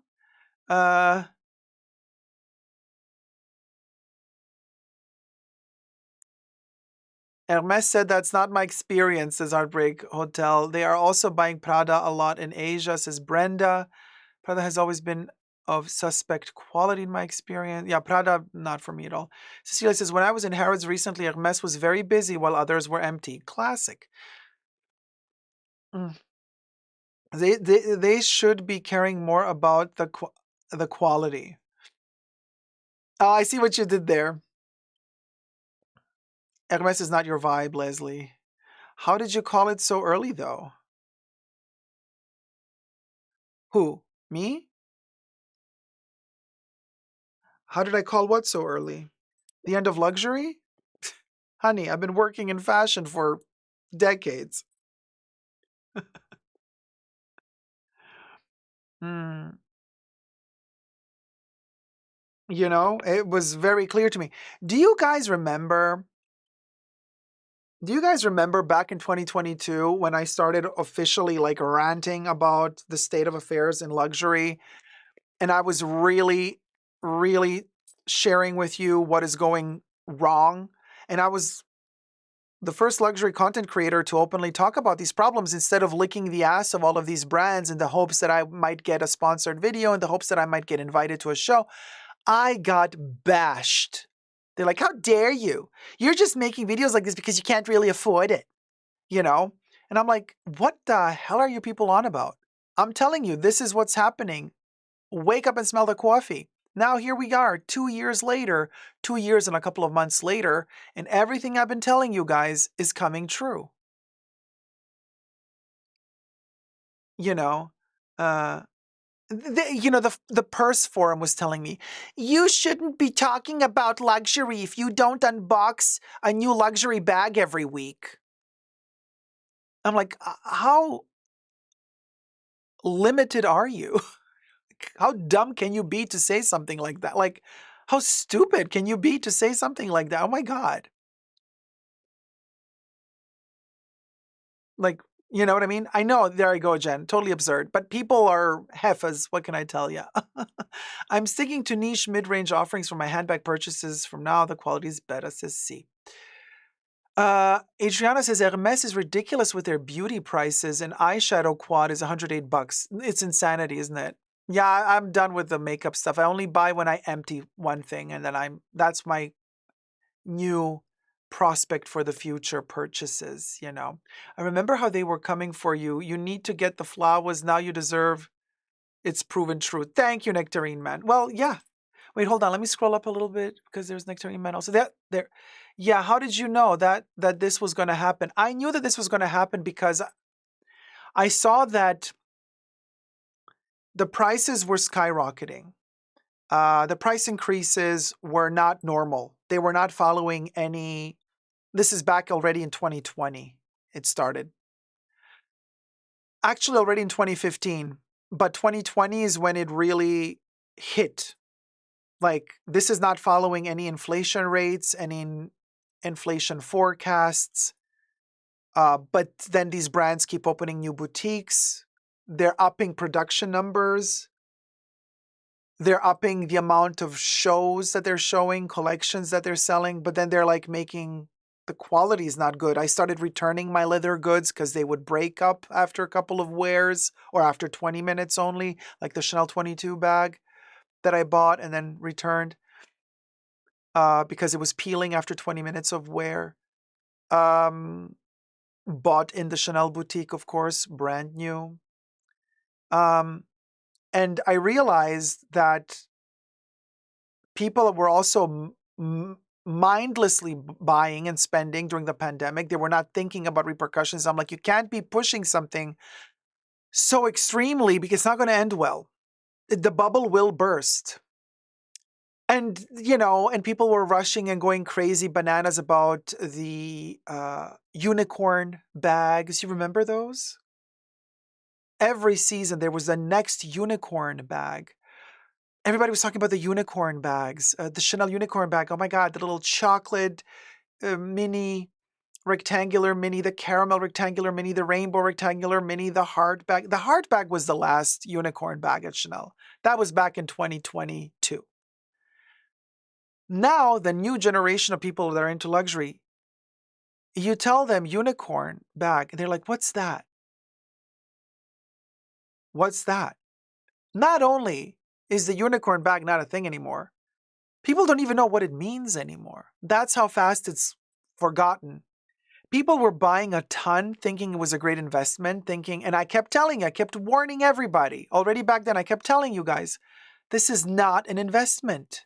Buy it if you want to wear it and love it and enjoy it. Don't buy it to lock it up in a wardrobe thinking that in 10 years' time you're going to get triple the amount for it. It's never gonna happen. But people kept thinking, it's a great investment, it's a great investment. Let me buy. And the brands were like, okay, great, suckers. You keep buying. We'll keep increasing those prices. And here we are now. It's collapsing. The whole system is collapsing. And all the bags you bought, they're not worth that much anymore because also people don't really want to buy them anymore. Everybody's so tired of it. We're tired. They bought it for a premium for nothing, BB. Correct. Correct. Ali says, I bought a Louis Vuitton wallet in 2004 and it's still as good as new. Then I bought another wallet 3 years ago and the color already started to fade. Yeah, tragic. Tragic. Tragic. Thank you, Leslie Craven. You totally nailed it from beginning to end. And you know what? I'm glad for those who actually listened to me back then that I could have saved you a lot of money. So I'm glad for you guys. But I'm a little bit sad for myself because people were throwing so much shade at me. And I kept pushing and pushing and pushing. And here we are today. I'm not, yeah, you guys know, we know. But then I'm seeing these little new channels popping up, getting hundreds of thousands of views, talking about these exact same topics. Now they're talking about them. But I still don't get any recognition. So it is a little bit disheartening. But then again, probably I'm not that relatable.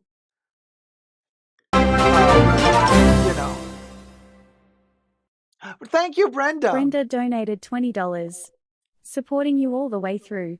You announced this long time ago and now they are seeing it come to facts. Keep the good work, heart. We're adding Brenda to our Halloween poster. Yes, Quinn. Hold on. Thank you, Brenda, for your kind words. Let's add Brenda to the list.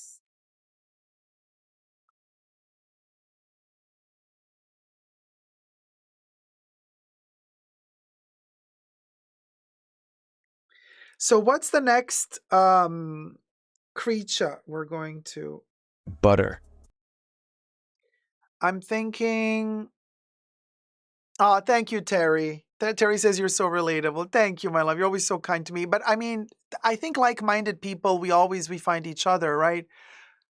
But I just watched a video yesterday from somebody who just started a YouTube channel a couple of months ago. 163,000 views.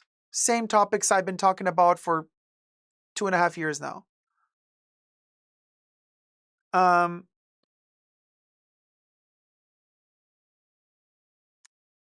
So, Brenda, what sort of little creature should we give you? Oh, well, I know. We can do the Monster Frankenstein. Let me try to do the head. I'll do... Oh, no, mummy. We do the mummy next.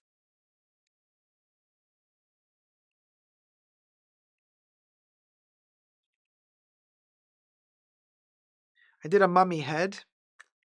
There you go, Brenda. You're right here. Whee! Look at us expanding. Isn't this gorgeous? Loving it. Loving it. It's a special little feature we have today, the Halloween vintage posse. Brenda says, Mim just uploaded a new video about her 33 Chanel bags. Cha. Hey, you know, all the success and power to her. But people seem to want to watch that. People want to watch that. You know.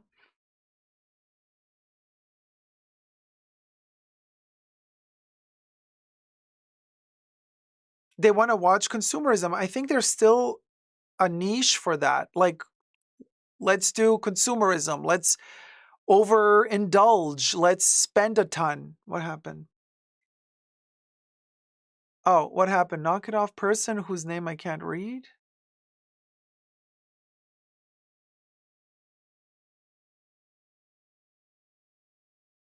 I don't know. What's going on? The rat in the bunker? Who?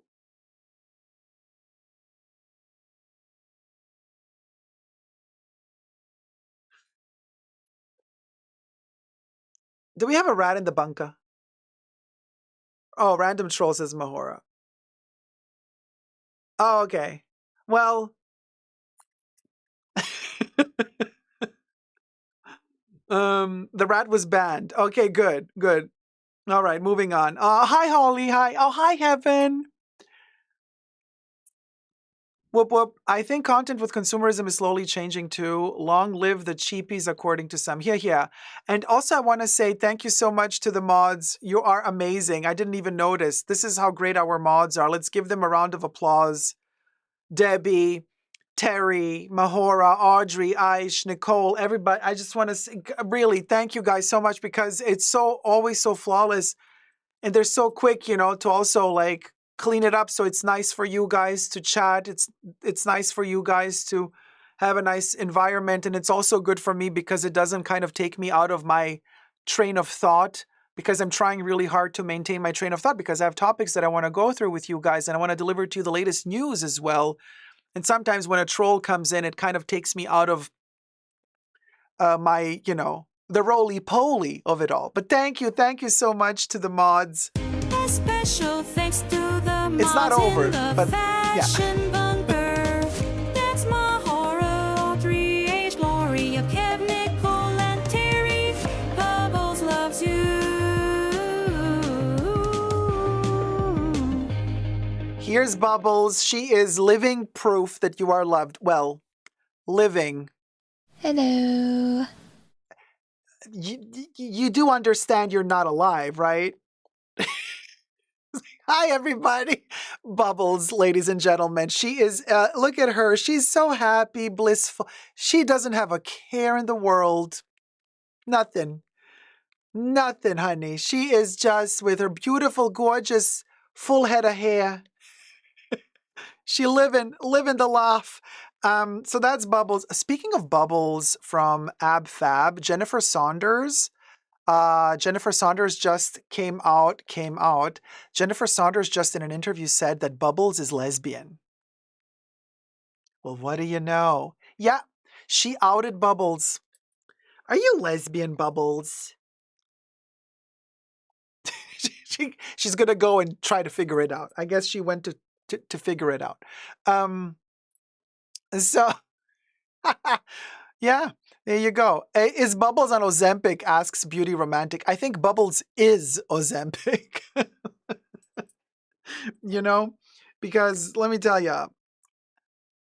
Listen, Linda. Hi, Edu. Oh, so nice to see you live, my dear. Enjoy this moment in time called Halloween. Thank you so much, sweetie. Here's to you and to Camilla and Charlie.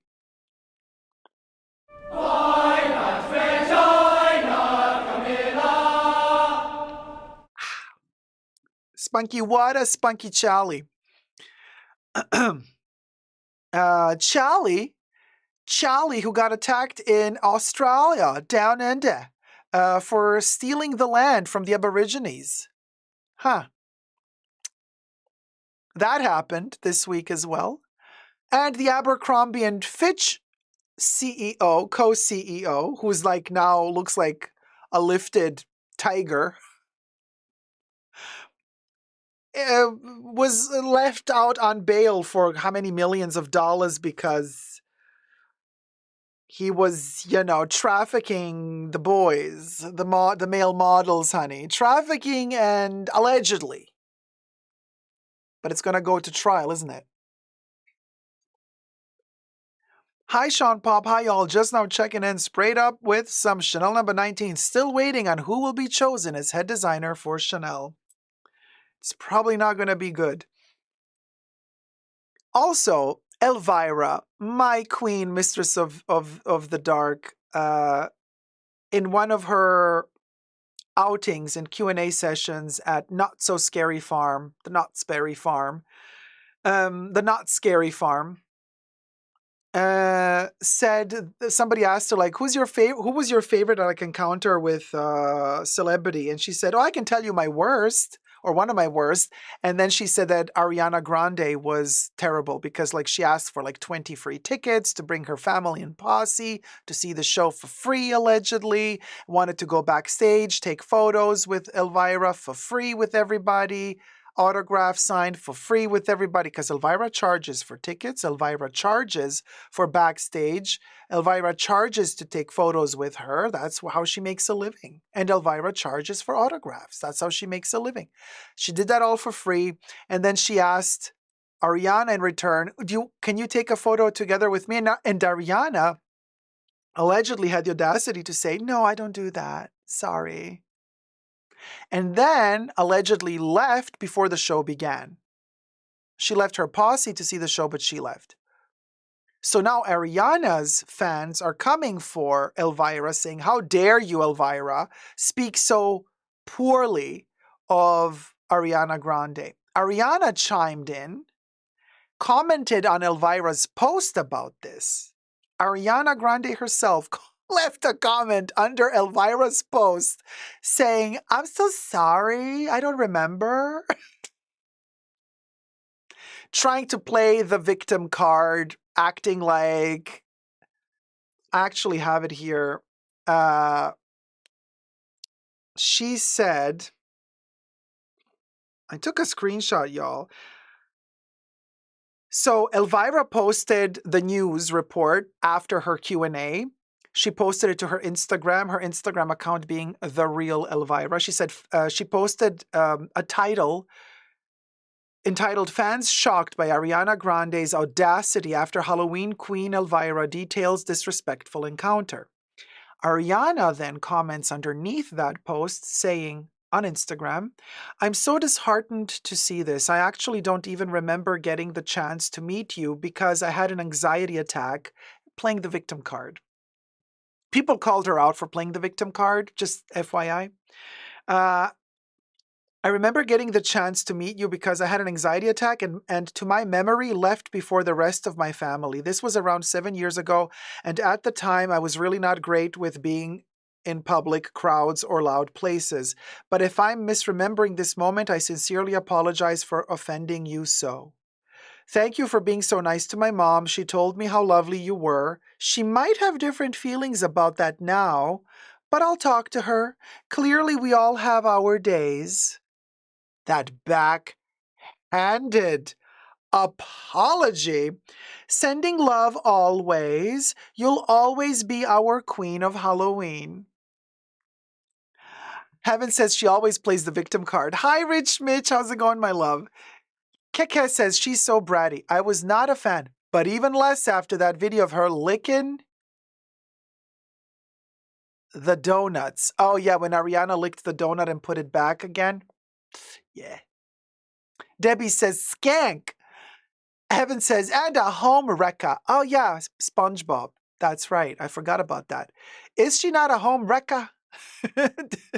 Heaven says, she's evil. I despise her. Nectarine Man says, the shade. Hella says, the bitchiness. Hasse. Heaven says, hasse. Oh, Heaven with the crop. We have a new crop, ladies and gentlemen.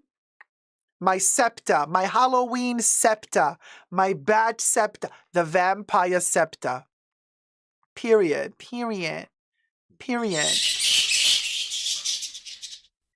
So anyway, yeah, I'm not going to go see the Wicked movie. Not going to happen. The alleged troll. Am I supposed to read this? No.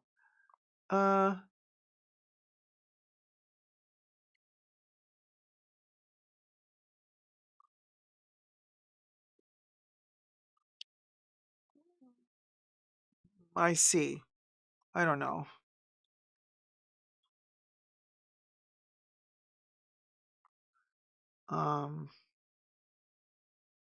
So the alleged troll has sent a tip and thinks what happened was unfair. I guess the blockage was unfair. So should we put the troll on trial democratically here on public trial to see if we should unban the troll?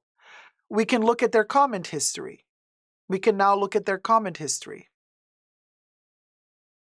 Debbie says, just blocked for 24 hours. It's Halloween. A trial is fitting, says Here I Go Again.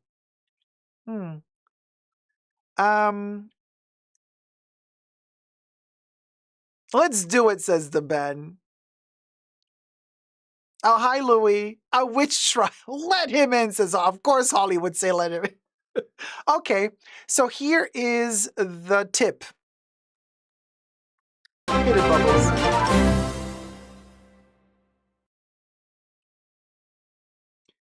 Is Bubbles going to read it? No, I'm going to read it.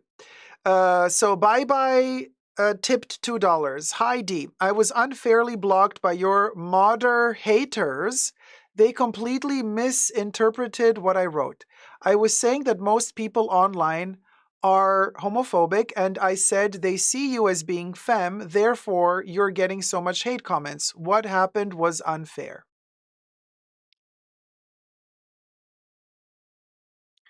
That's the comment. Now,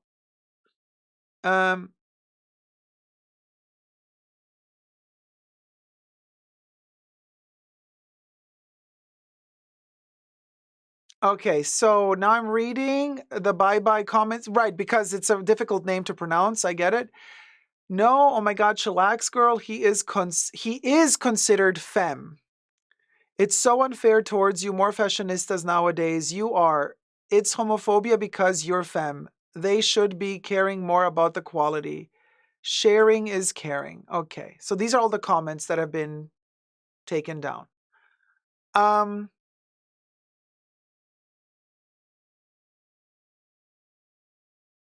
That's all that they left. They might have deleted their own comments, but that's all that was left. So that's all that I see here. So what do you guys think? Ban or unban? BB says trial. So we can do a poll, so you guys can vote.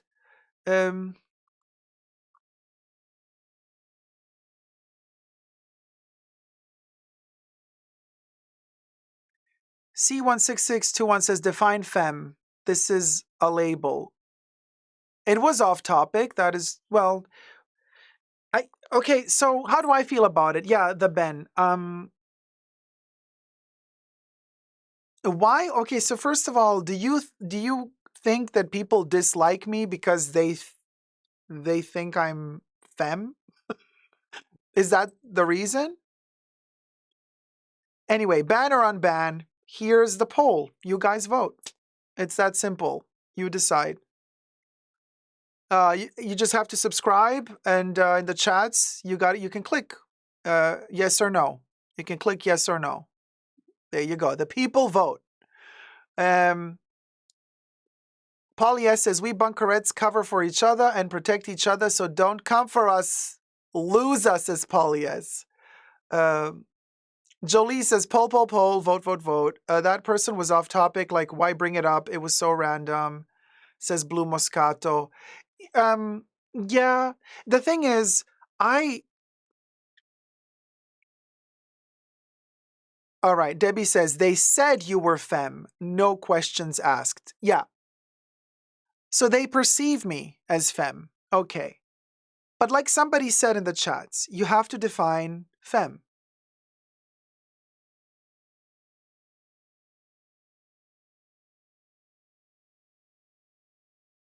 Sorry, what? Oh yeah, the poll makes no sense. Ban or unban, yes or no. No, we have to redo the poll. Sorry guys, the question makes no sense. It's like, sorry guys, we're gonna redo the poll. Sorry. Jesus Christ, come on. Okay.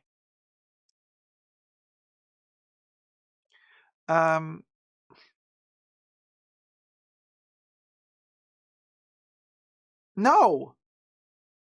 Okay, yeah. All right, you can vote now, guys. So, sorry guys, this is the poll, ban or unban, ban. Okay, so here's the thing. You have to define what femme means, right? I mean, are we using this as a slur, or are we just saying, oh, you look feminine? What, because I have long hair and makeup? Every single politician running for office that gives any TV interview has makeup on, no matter how many kids they have, no matter how many times the courts have adjudicated them guilty of SA. Okay? If that makes them more masculine in their eyes for their crony friends, maybe, they're like, yeah. Okay, so they're full of makeup. So the makeup makes me femme, the long hair. It's just the times we live in. Long hair was considered very masculine just a couple of decades ago. Little boys would wear pink. That was the color for boys. Just culturally, things shift and change.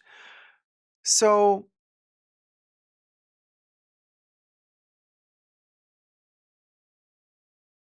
Fish and Floral says, my husband has long hair. It's lovely. Mahora is asking, why is Dacob femme? But what is the definition of femme, Mahora? Like, what's the definition?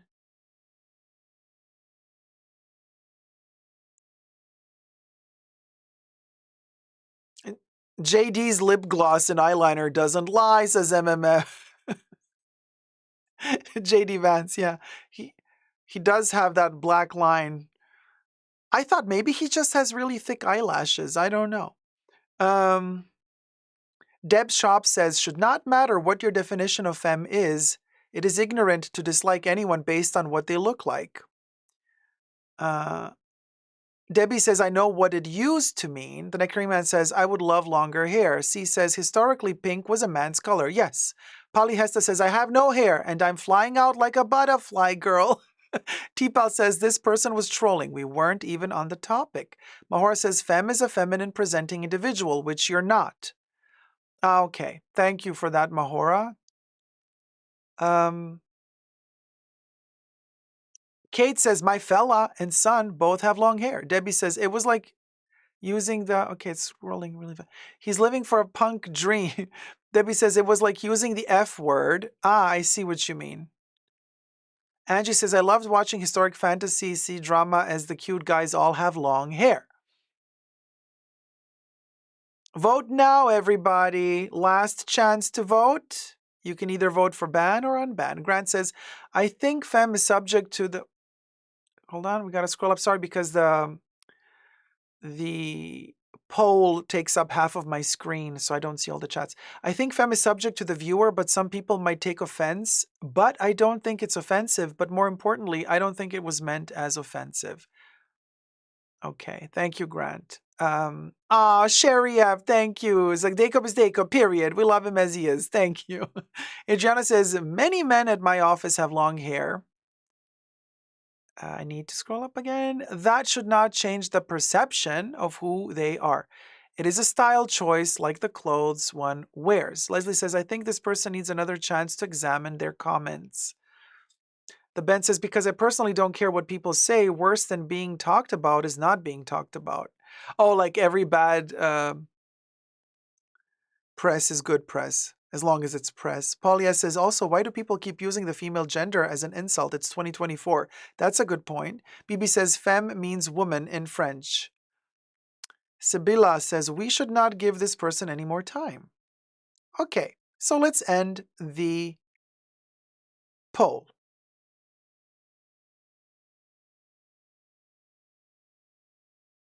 Well, I think the majority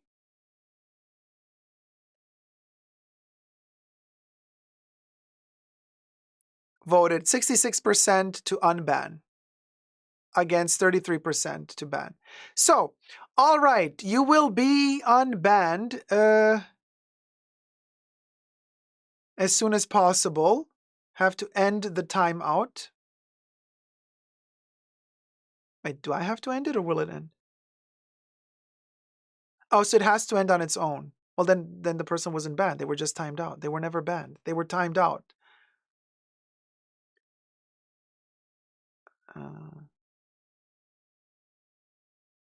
Okay, you will not be banned. There you go. We're waiting for the timeout to end and you will not be banned. Period. There you go. Dacob's democracy, says Sasha. That's what you do. There you go. Done. The people have spoken. So you will not be banned. You are timed out and the timeout will end. And then when it's ended, you're not banned. There you go. Melissa says, when I'm watching this topic never enters my mind, so why bring it up? When I'm watching this topic never enters my mind, so why bring it up? Oh, I mean the femme thing? I don't know. Period. Mahora says, the hoe wasn't banned, just timed out. End of story. There you go. The Ben says, my dad had a saying, everyone says what they want and we do what I say, says the Ben. Melissa says, yes. Robbie says, with Don's cap in the corner.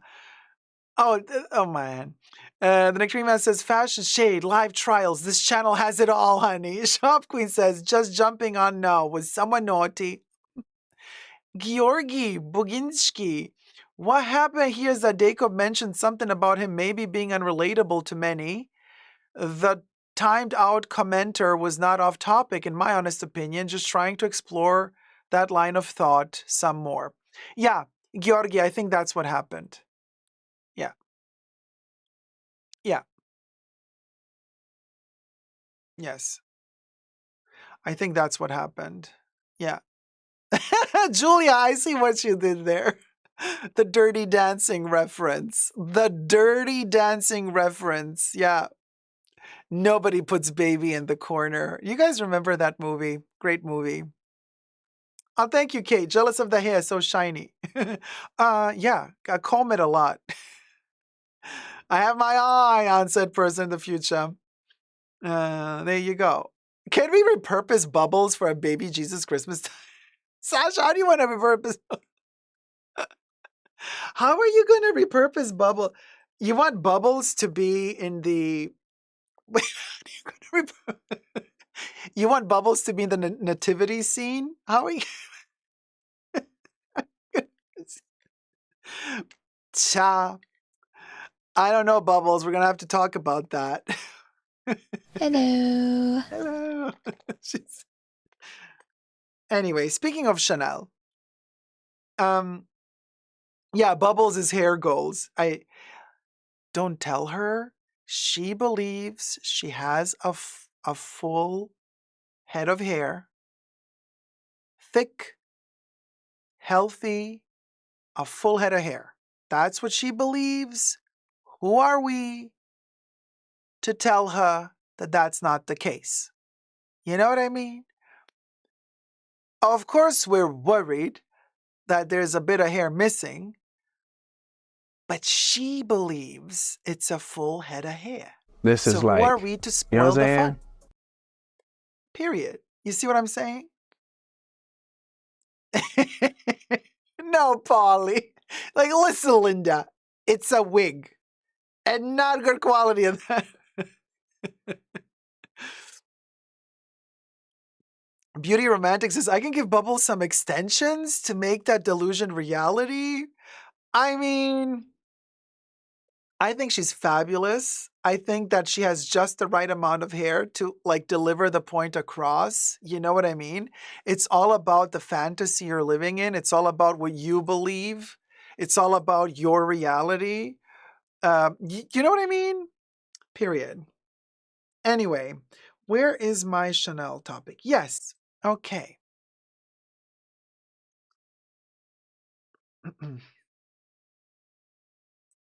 Oh my God. I'm not even going to read that, Mahora. I almost did, though. Bubbles, you're amazing, says the Spina, right? Bubbles is the best. Oh, we're filling. Hi, everybody. Dacob here. Welcome back to the Fashion Bunker. The end of luxury is nigh. Or, well, it actually already happened, but Chanel is at it again. You guys, if you shenan once, you will shenan again. Shenanigans. Chanel-igans. What did they do this time? Lena, and Bruno. Seriously, the two of you, get a room already. Get a room already, the two of you. Get a room. I know you both hitched, you both have kids, but get a room already. Subscribe to my channel before we get to the room.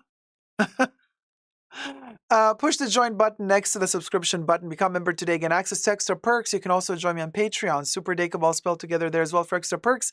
This video is being filmed live in front of a live virtual audience. I live stream several times a week, so come join the fun. Come join the chats. Everything I say in this video is for entertainment purposes only, not rooted in truths or facts. Everything's alleged and just my opinion. Okay. Now, reports from China are coming in stating that Chanel is having difficulties selling there.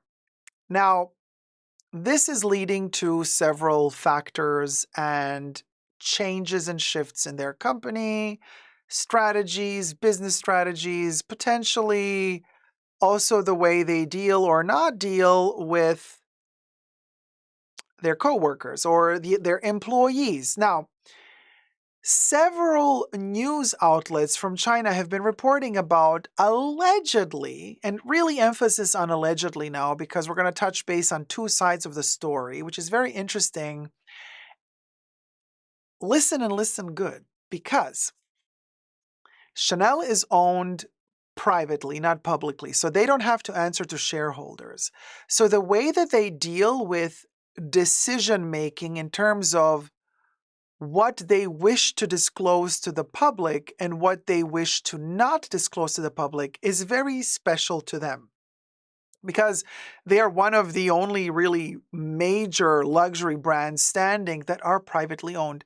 So it is interesting for us to see how they go about disclosing or not disclosing certain decisions and business choices that they make. Bear that in mind as we go into this story. So several news outlets in China are reporting that allegedly Chanel is going to cut 50% of their workforce, okay, in 2024. So we're talking about layoffs. So Chanel is allegedly going to lay off 50% of their workforce in China. 50% is a lot. When the news broke, everybody was talking about it, to the point where I think it got a little bit iffy for Chanel, and Chanel usually never comments on news about Chanel. They don't. They were forced to comment a couple of years ago when the scandal of the advent calendar happened, and it went viral and people were complaining about their ratchet stickerlets and freebie-lets for $825. They had to address the situation, and they've never issued another advent calendar since 2021. It's been 3 years now. It's like they got burned, and they even had to issue an apology. Bruno Pavlovsky issued an apology, which was a backhanded apology. He said, "Oh yeah, we're so sorry that you did not understand how amazing this advent calendar actually is." That's basically what his apology was. I was like, that's a backhanded apology. But as you can see, the brand is quite arrogant, in my humble opinion, how they deal with their co-workers and also how they deal with their clients. Point being, Virginie Viard on June 5th, they wish you to believe that she was laid off or fired. I personally believe that she quit because she was done with all the bullshit.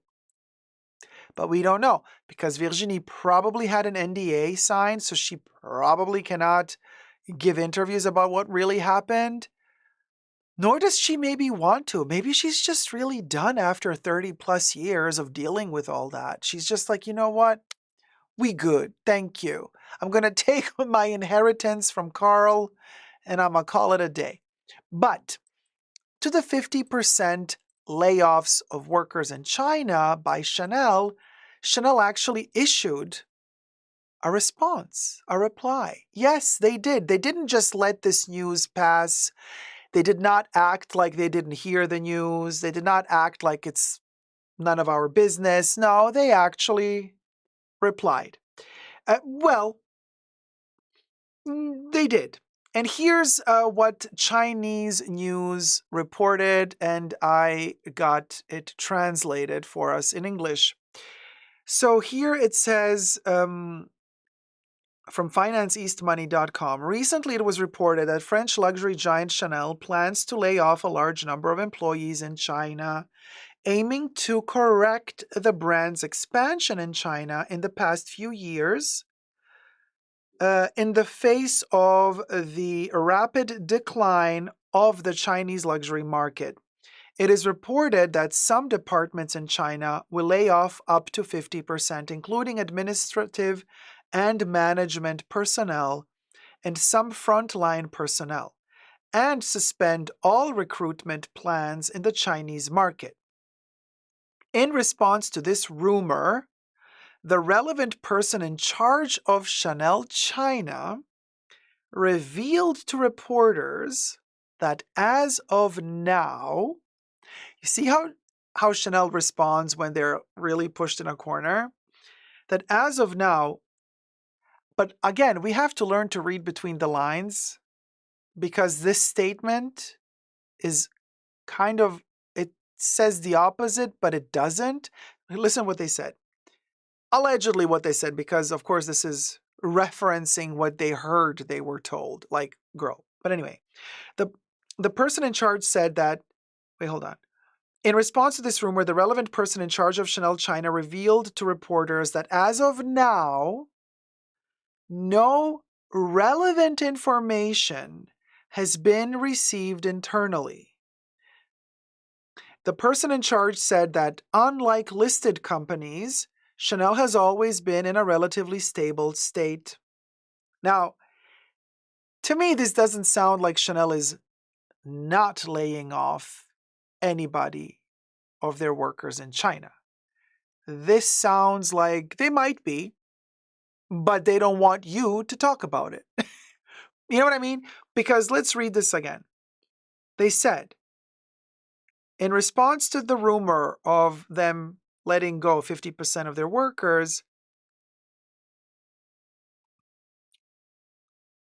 the person in charge of Chanel China revealed to reporters that as of now, no relevant information has been received internally. That's not a definite no. We are not going to let go 50% of our workers. This is a non-answer, exactly. The reporter also noted that Chanel's chief financial officer, Philippe Blondiau, has publicly stated that he plans to expand stores in the Chinese market. This is because Chanel currently has 18 stores in China, or in the Chinese market, which is far lower than the 40 to 50 stores of its peers, and even lower than Hermès. Data shows that the Chinese luxury goods market has accelerated its decline in the second and third quarters of this year.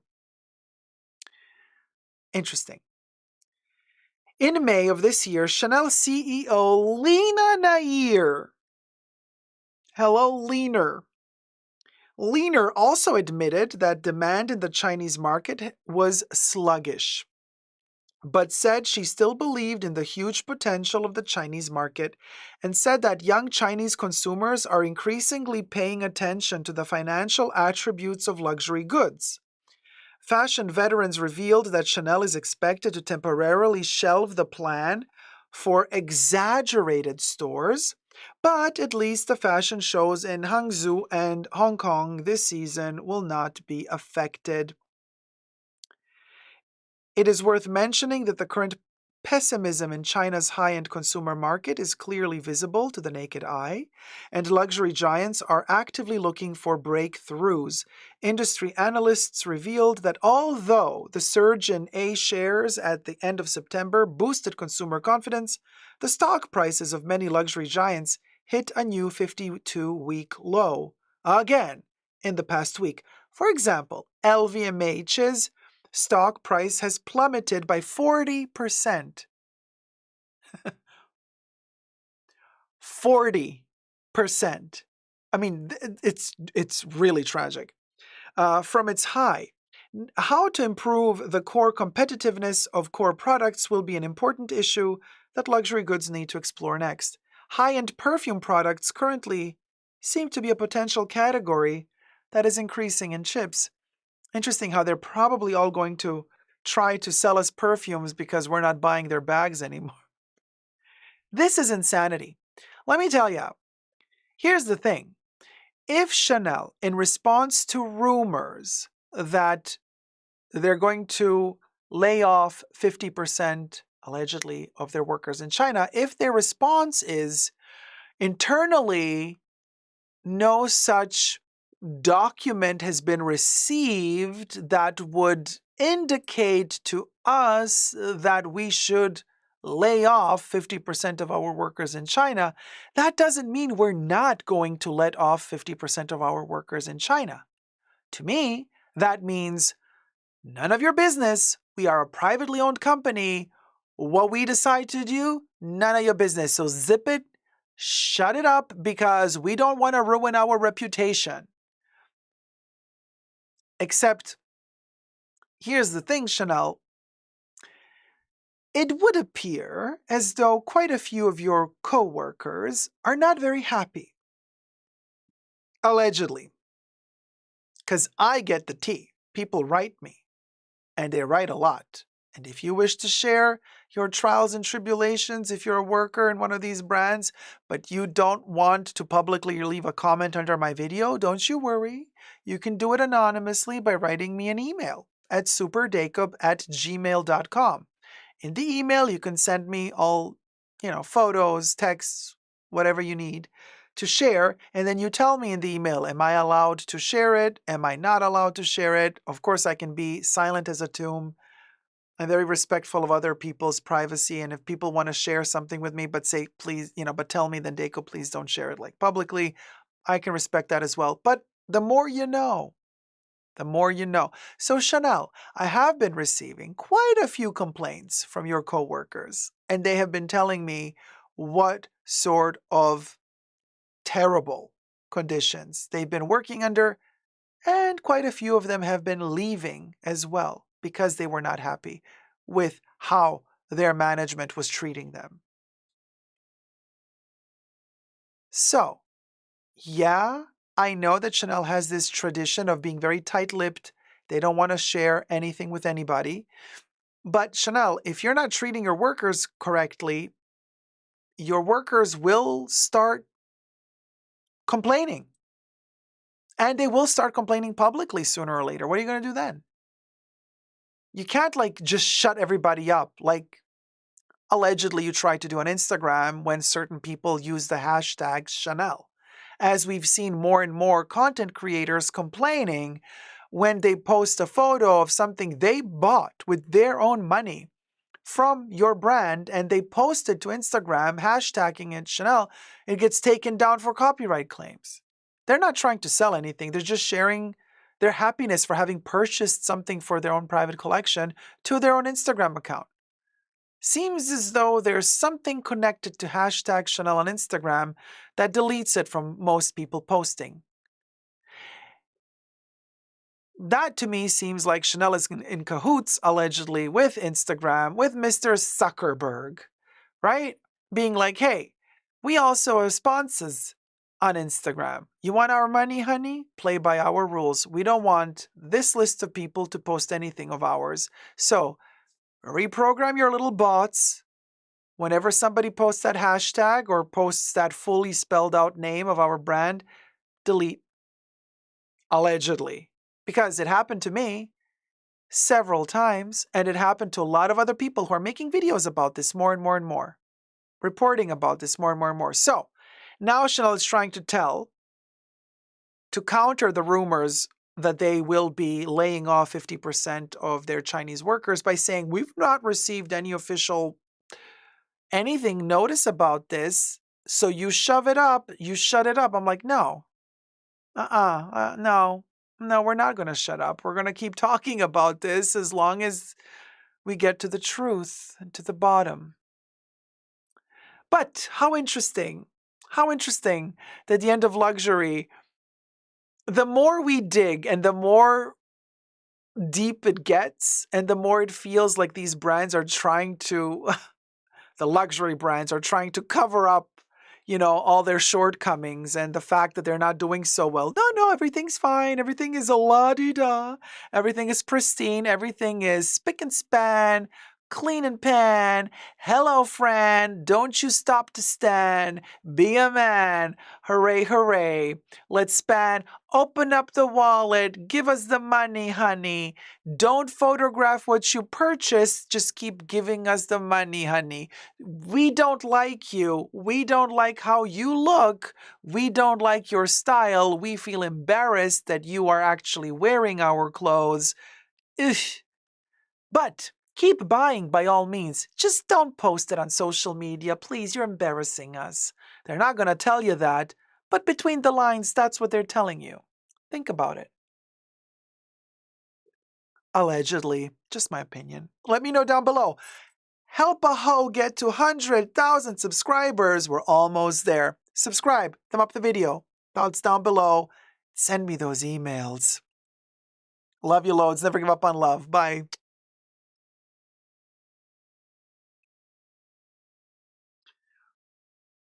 Good afternoon, Nat.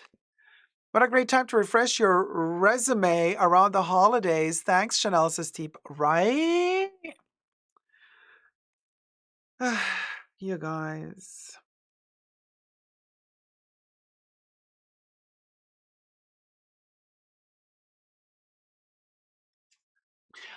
Bless them. Oh, Kev says, I can't wait to see Bruno's severance package, right? Here's the thing. Just bring Comet for a bit. Oh, Audrey, that's fabulous. I was just taking Chanel number 5 because I already have Comet on, but I wanted to add a little bit of Chanel number 5 perfume, to celebrate this new video we just shot. Oh, just one spritz. Oh man, how much I love Chanel number 5. Um, mm, yeah, I don't know. Yeah. So here's the thing.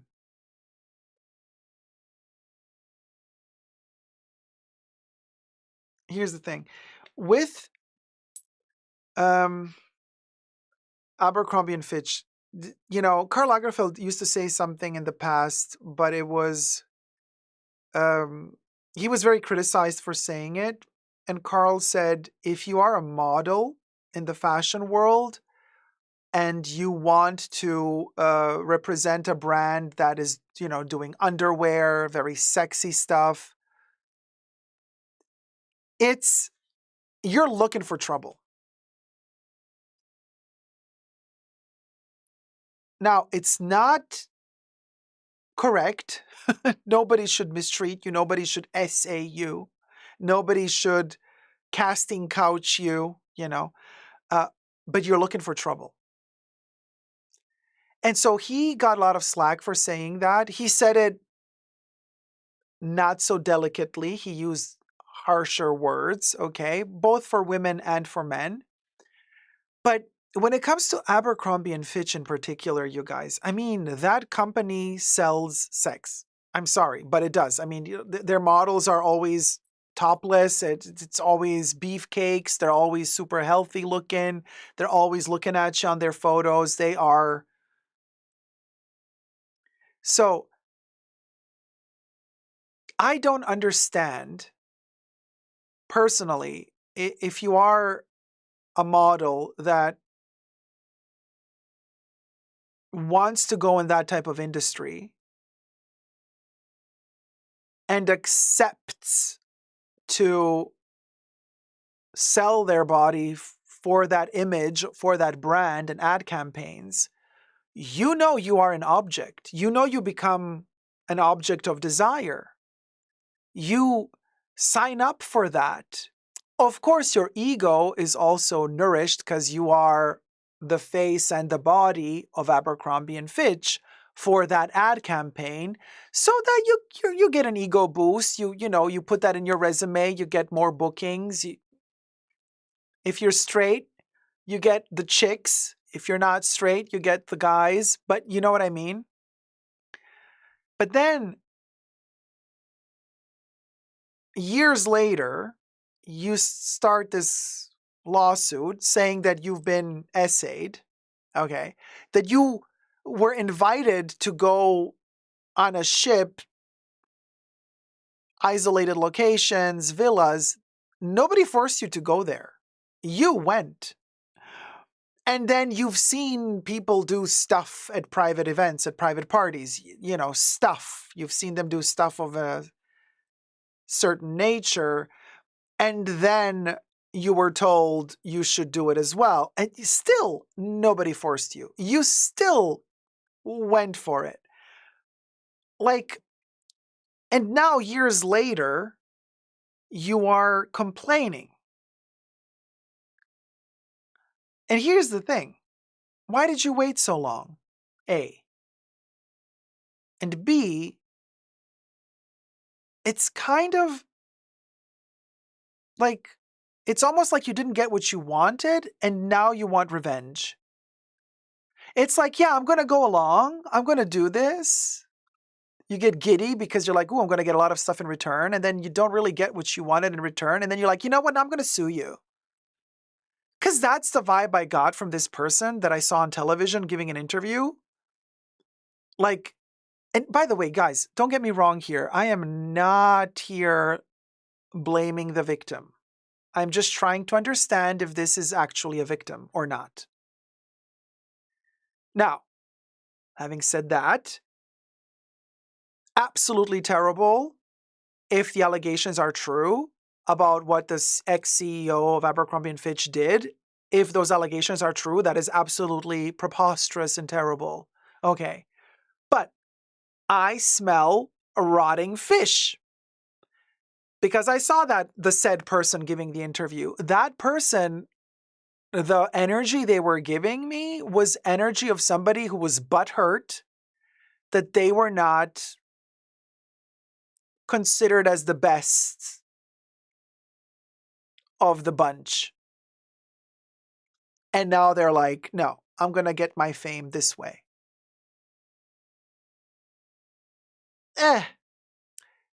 Sorry, but it just, yeah, you are a grown ass man. You obviously come from, I don't know if it's a wealthy family, but you look healthy, you're white, okay? You're blonde, okay? You got white teeth, you got a trained body. That doesn't come from poverty, okay? That doesn't come from poverty. You obviously have a background of some sorts. You're not coming from nothing. And then you decide to participate in this game of the fashion world that is run by sexuality. You are selling sex. These ad campaigns ooze hormones. You know what you're getting yourself into. And you were fine with it until you didn't get what you wanted. And then you play the moral card. And then you decide to play the things I have seen in these villas. I'm like, honey, just looking at ya, I'm like, you're used to it. And then some, allegedly. So I'm like, don't act like you were shocked. Don't act like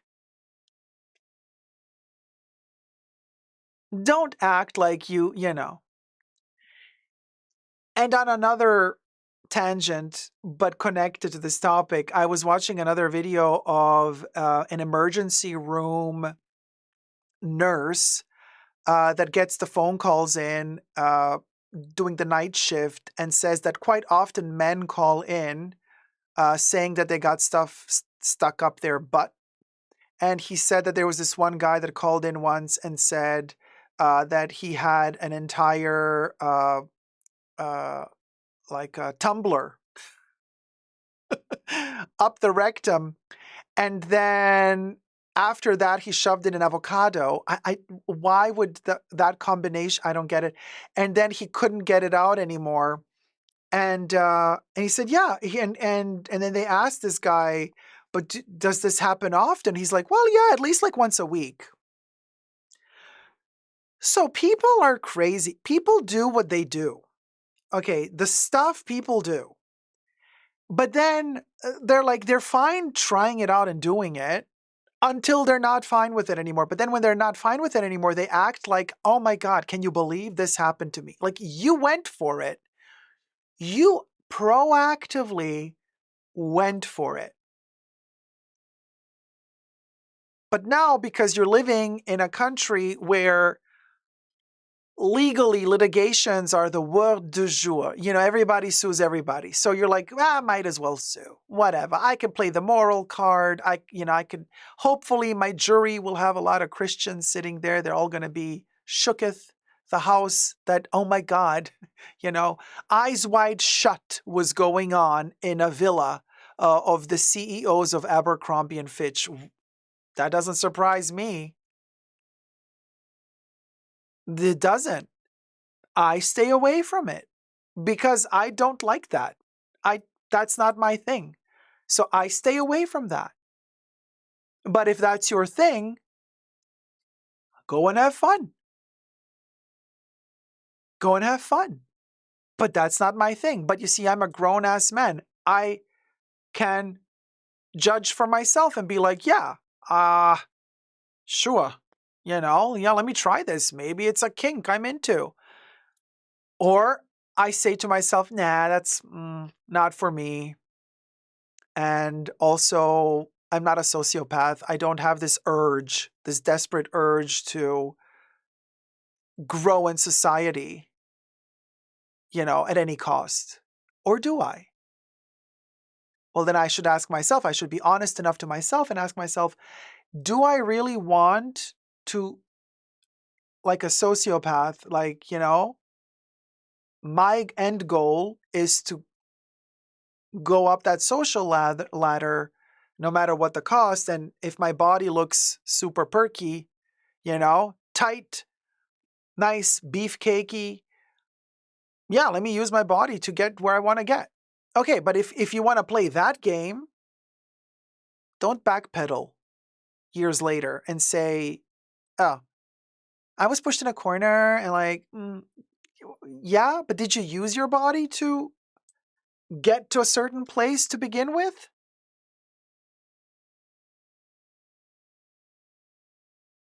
Because it's not the type of job. You see, I would understand if you got the job as a librarian, you're working in a library, you're sorting books in a library, you're dressed fully clothed with your glasses and all in the library, although that can be kinky too. But I'm just saying, you're hired to work as a librarian and you're happy and content in your position, but then your boss is like, and tries something with you, and then you sue. That, I'm like, yeah, you never signed up for an objectifying job.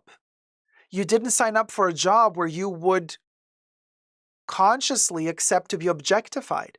But when you sign up for a job as an underwear model, when you sign up for a job to be photographed with a semi-hard something to get that bulge looking like a bulge, topless, on posters that cover up Fifth Avenue, when you accept to do that type of job, you have to accept to be objectified.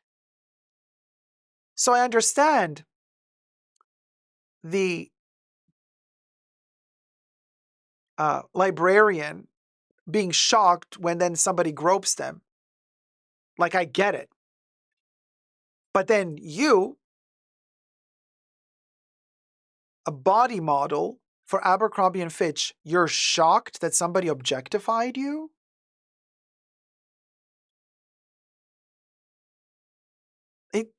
How? How could you be so naive to think that nobody would objectify you? You're just there working out 10 hours a day to have a ripped body that you're selling for photos, but you're shocked that somebody objectified you. Like,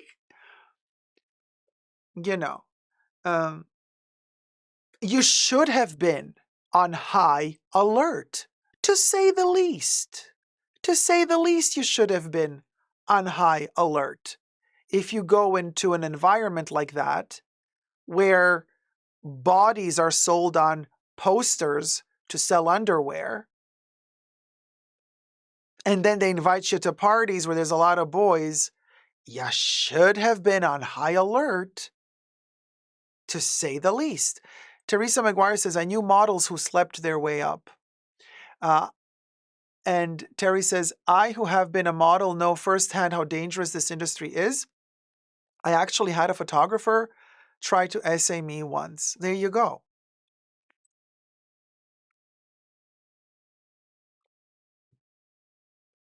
So, I'm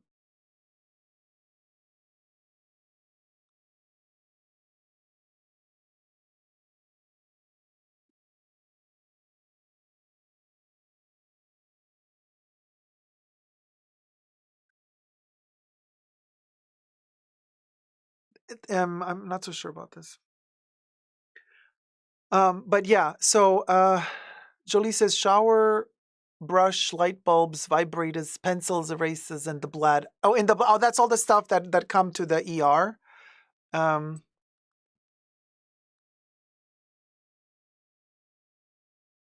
C16621 says, again, Dacob is right. Mothers don't raise their kids properly anymore. I mean, I don't know what it is, but some people, they really have really big egos, and they have very, very high self-esteem that borderlines to narcissism. And then when they don't get their way, they play victim. And that also, to me, you know, some people get away with it. Some people get away with it. But some people shouldn't. You know, some people maybe should not get away with it, because call a spade a spade. So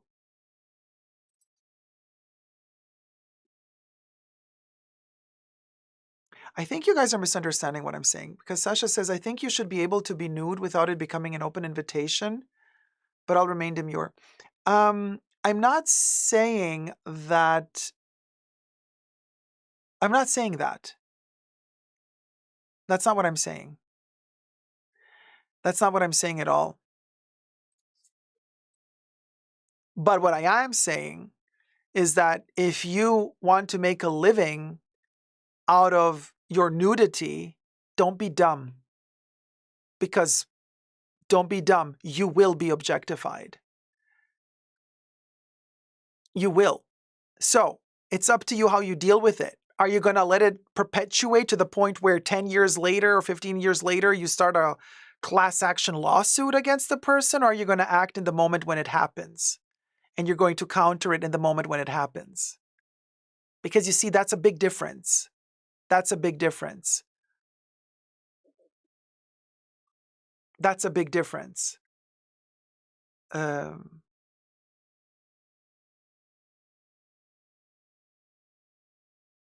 you go.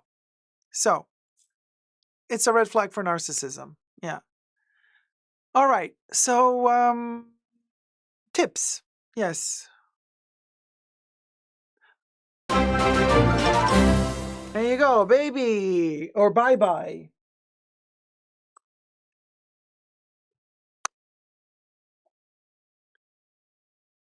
Hi. So my remark, which got fully and hastily misinterpreted, was completely on topic. I was saying that people are hating on you as they see long hair plus fabulousness equals femme equals feminine because they are basic. I don't see it as an insult. You are my favorite YouTuber. You make my life better. Thank you. Bye-bye. Point cleared. You are not banned. All good. So bye-bye. I'm adding you to the list. Thank you so much, sweetie. Which Halloween creature do we add?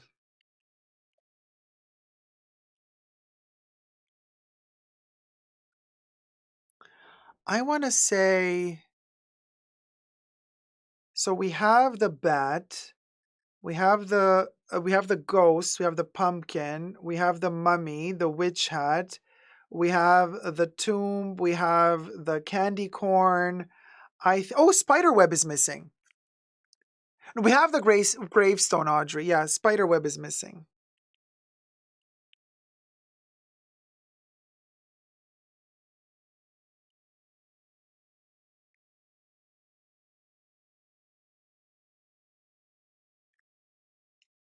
There you go, bye-bye. We got you right here.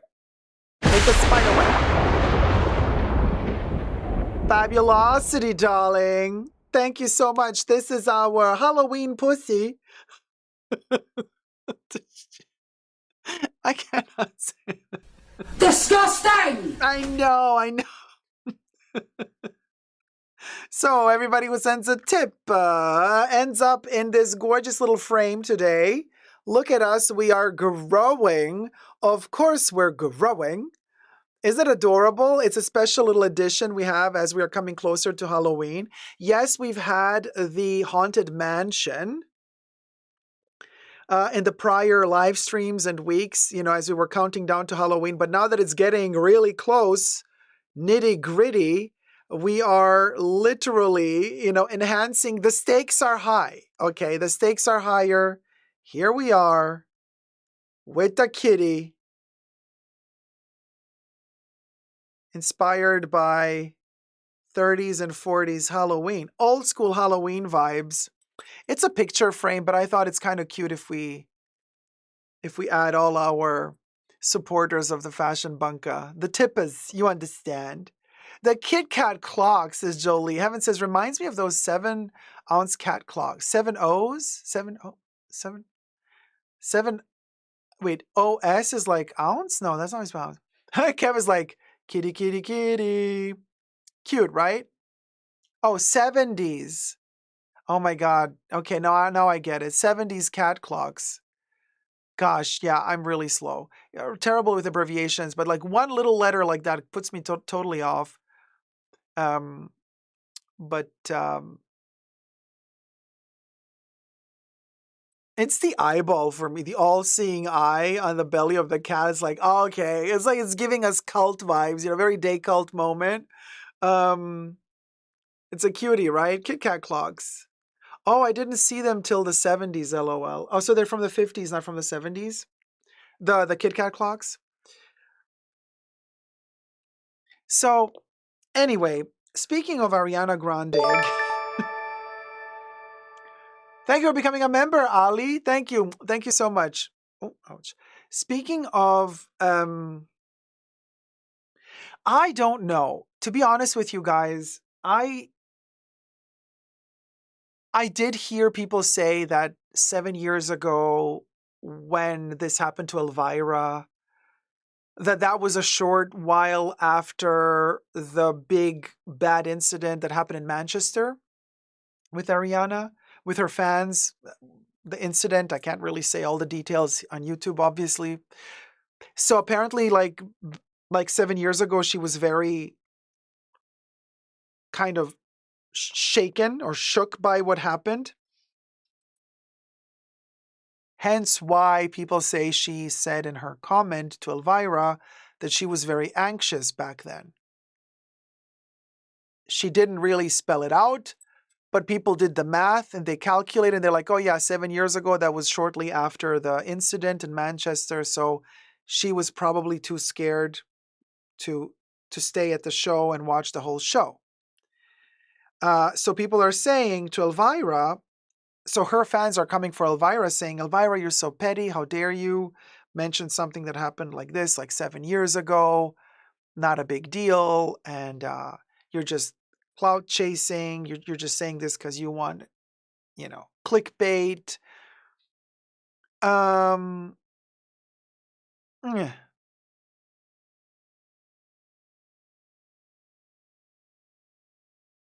Grant Ramirez says that doesn't explain the photo. That's a good point, because the place where Elvira asked her to do the photo was backstage in a safe environment, right? Her whole family and friends came to meet Elvira. Elvira accepted to take photos with everybody, to sign their autographs. So that was not public. And then when Elvira asked her, okay, I did all this for you, can you do a photo with me? And then for her to say, oh no, I don't do that. Elvira calls her out for it. And then she now replies, and Ariana Grande replies in Elvira's comment section underneath her post saying, I had anxiety back then. Grant, you're right. Like, that doesn't explain the photo.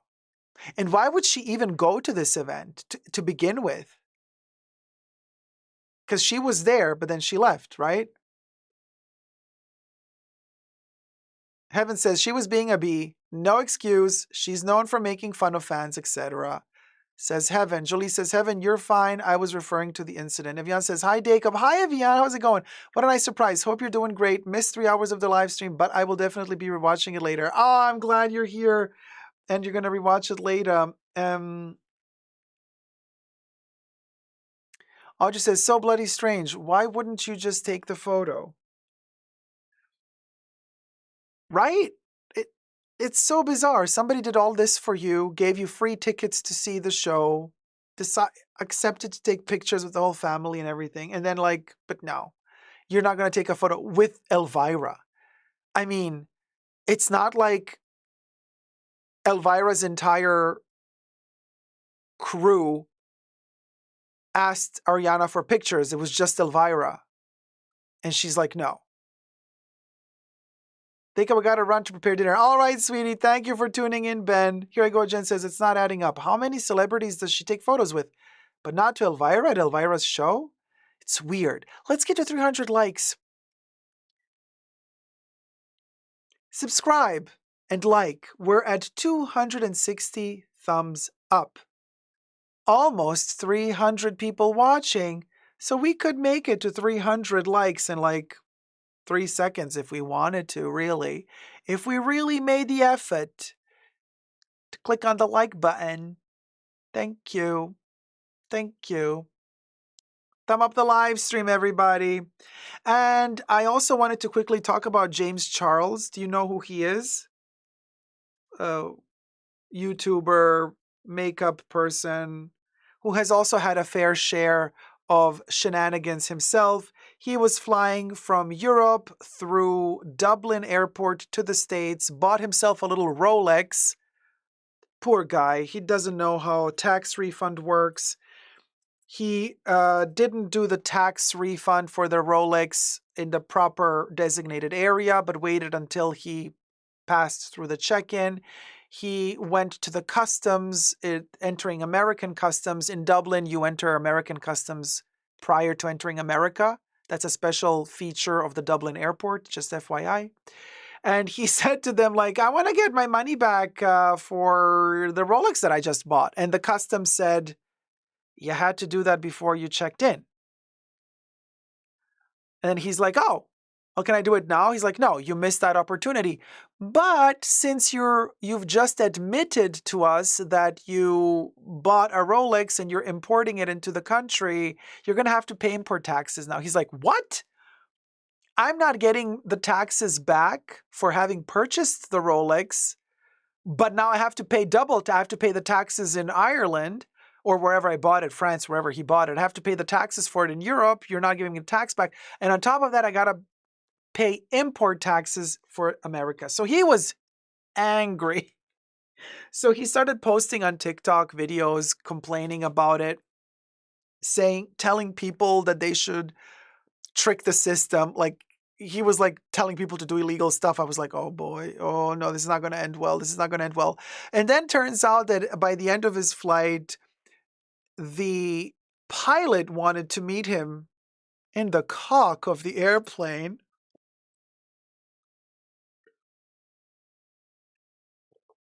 Now,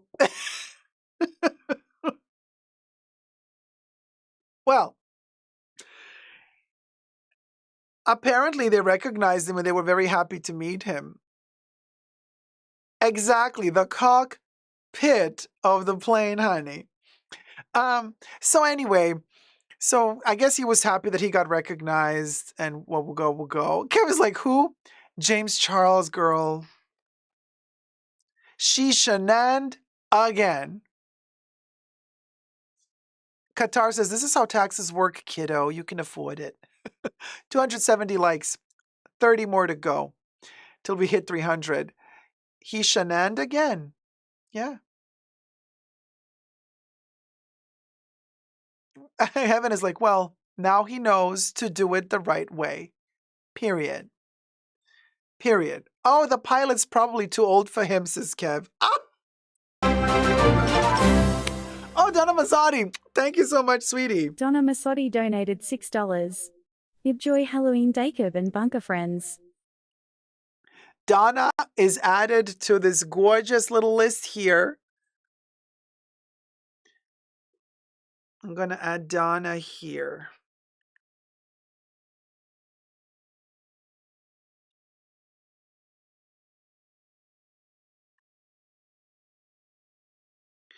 And I'm thinking of, yeah, we're going to do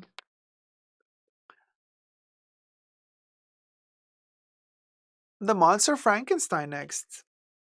The head, just the head, because I can't do the full.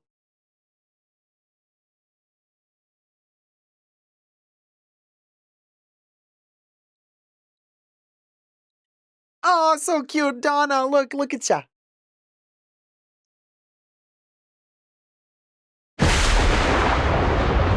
And then that's the Frankenstein. Isn't that cute? There you go. We added another character. This is fabulous. Let me add a little bit more decorations to the D and to the A.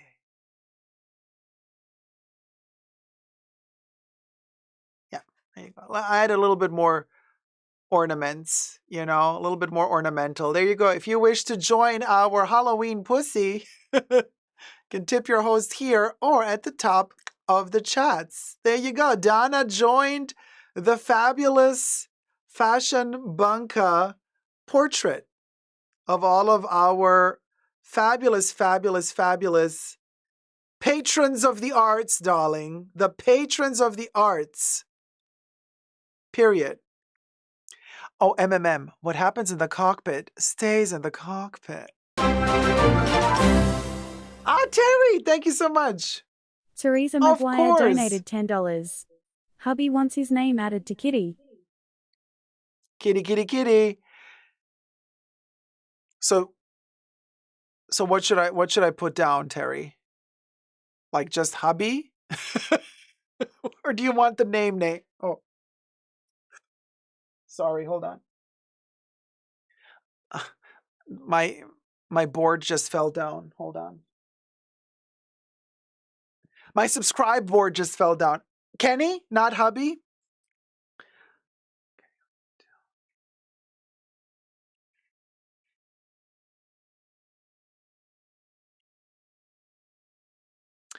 And I'm thinking, then we're going to do a little black cat for Kenny.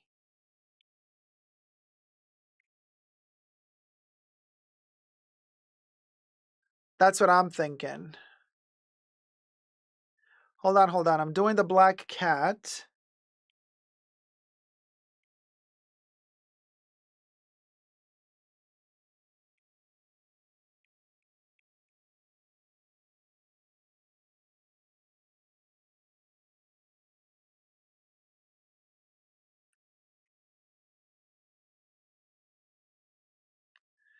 Oh, it's so cute. Okay. It's a full cat. Look, Kenny, you got the kitty. There it is. Oh, we are building this portrait. Ta-ta-ta-ta-ta. Terry says our black cat Panther passed away from cancer in June, so that is perfect. Oh, there you go. Oh, Nana, have fun, sweetie. Michelle says, the cock of the plane, LOL. Oh my God, I'm laughing so hard. Sorry I missed first half of live stream. We'll watch it all over later. Yeah, I mean, listen, Michelle. The cock of the plane. IYKYK. Thumb up the live stream because we're at like 270 and likes, and let's get to 300. Does anyone have any idea how they came up with the name cockpit? It's the tip of the cock of the plane. Period. IYKYK. But I want to say thank you, everybody. Look how beautiful this is. Now, so I know, Evian. I know it's a mess. Sleep well, Kari. And I want to say thank you, everybody, for today, for tuning in, for having fun together. I have no clue if I'm going to be capable of streaming again tomorrow immediately because it is Saturday. We're supposed to have a pre-show and a main show. If I'm capable, I'll do. Otherwise, we might slip it and slide it to Sunday. Let's see. Also, we need new topics, Let's see. Thanks for a great show, Dacob says. Aish, thank you so much. So I'm going to wrap this up right now because I don't know if any tips are still flowing in, but I'm going to add I'm going to finish up the drawing, to make this a full-blown situation. So before we start the music, let me see what we can do here. What we can do here. Well,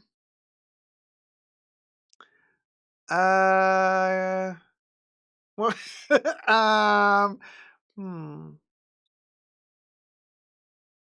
don't know. Maybe legs? Should we give it feet? Thank you for your sweet company, Dacob, says LJK. Have a wonderful weekend, all. Greeting from Scotland. Ah, sweetie, thank you. Kev says, any chance for a Halloween stream next week? Yes. When is Halloween? Is it on a Thursday? Or is it on a Wednesday? Or is it on a Friday? Oh, thank you, Lori. It's on a Thursday.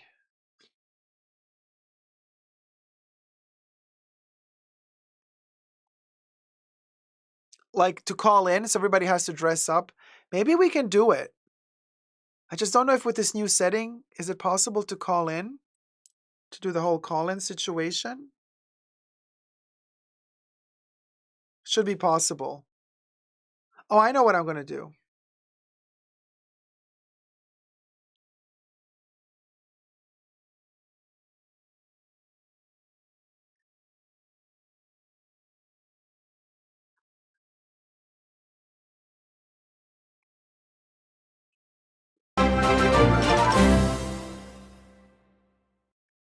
Tim Park donated $10. Oh, thank Liked your you. live while working. You naughty boy. Don't get in trouble. Hold on, you guys.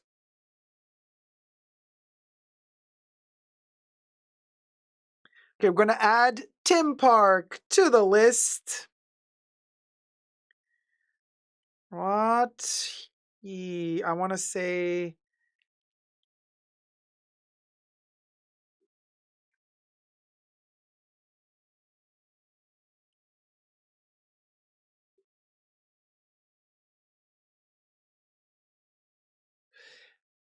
And then... what creature of the night is missing? What else could we add? We did the mummy. We did the black cat. Oh! The broom. The witch's broom.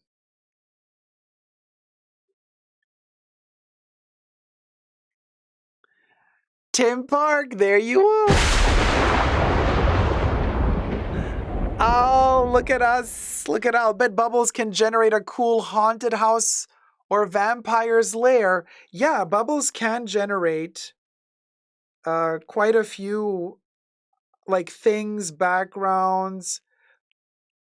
I mean, let's see, you know.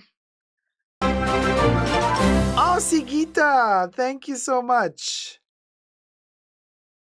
Let me add Sigita to the list.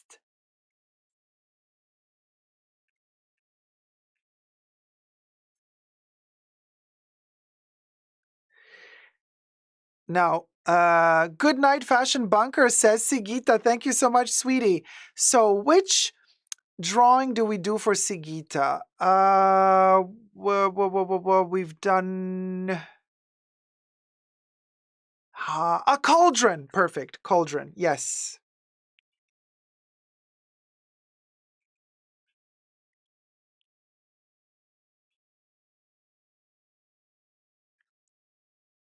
Look how cute, Sigita. You got the cauldron.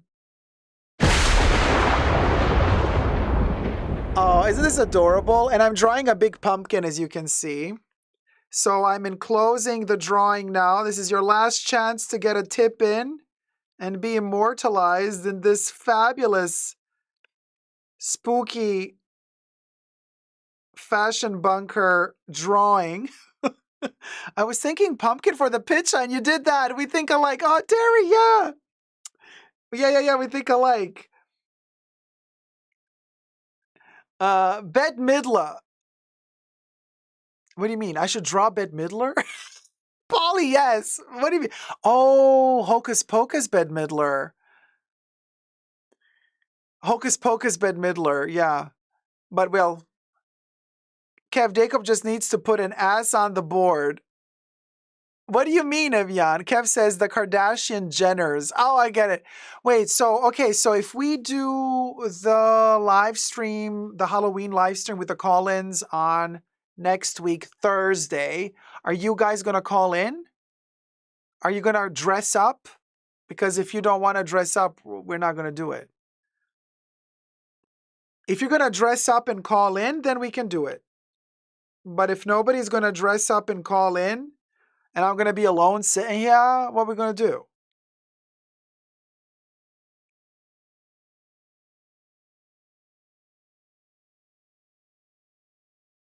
Oh, hi, Miss B. Yay, caught alive. Hope you're wonderful. We're doing great, sweetie. Thank you. So, okay, Despina will dress up.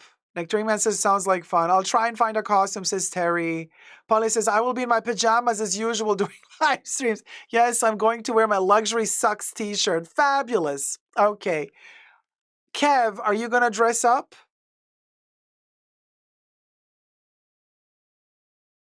Sasha says, I'll watch, but I don't really do all that. Well, then you don't get a say because then you'll watch. Yeah, that's fine. But then if the stream is not on Halloween, it's not on Halloween. If I'm going to do it on Halloween, it's going to be a call-in situation. Dressing up is a dollar store's mask for me. That's fine, Nectarine Man. It's perfect. Doesn't have to be anything expensive, nor does it have to be fancy. Kev says 5th. What do you mean? Oh, Lori's going to dress up fabulous. I'll be the high pumpkin. Wait, Kev, what do you mean 5th? You're going to call in on the 5th of November? He's like, I'll call in 5 days later. Thank you. They have me closing at work on Halloween. Oh no, Jenny. Well, you never know when I'm going to stream because with my weird schedules, I might be streaming at 5 in the morning. You know what I mean?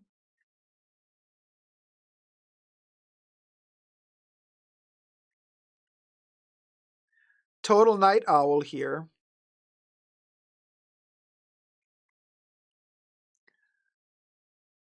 Kev, you cannot plead the 5th. You have to dress up. Will anyone dress up as LVMH price increase? Oh my God, Polly, that's hilarious. You're just going to have like a big tag on your head says, price increase. I was a strawberry last year. I don't know what I'll pop up this year yet.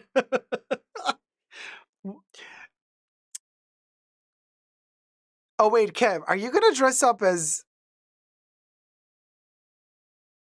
If you're going to plead the 5th, are you going to dress up as a certain ex-president?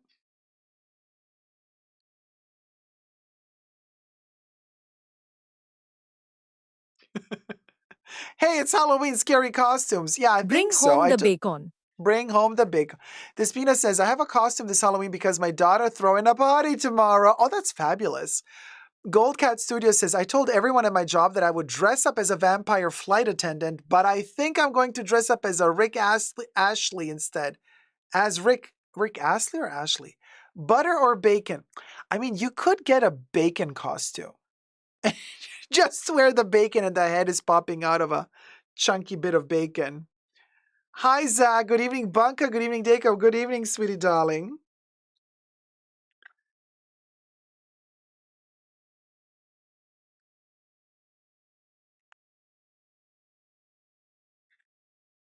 There you go.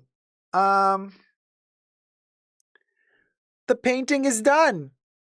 Ta-da! We've done a little framed moment. Do you guys like it? Oh, a medieval boo? That sounds fabulous. So thank you to everybody who contributed to this gorgeous little drawing. And thumb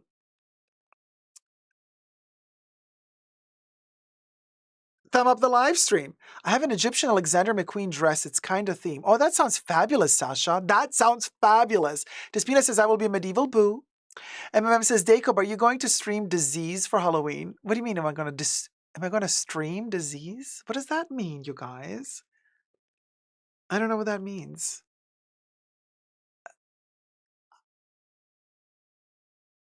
What? With all the latest price increases, we're all going to dress down naked, says Evian. Oh my God, right? We can't afford it anymore. Like, we would have worn Chanel, but we couldn't afford after the latest price increase. That's our outfit. Oh, Grant says that's the Starlet song. I don't know that song. I don't know her. To quote Mariah Carey, I don't know her. Terry, you're going to be a harem girl? Fabulous. Oh, thank you, Zach. Fabulous sweater. Thank you. Oh, it's her new single? I have no clue what that is. I don't know. I don't know. I don't know. Cheap Imitation is going to dress up as a Margiela Tabi. Why not? A little shoe, just the thumb of the tabby, just the thumb. No, I have a couple of ideas what I'm going to wear. I already have, some costumes, a few actually, because I'm thinking every day I go out today, if I do go out every day, I'll be wearing something different. But do you like, thank you. This is my cardigan today. Thank you, everybody. Thank you.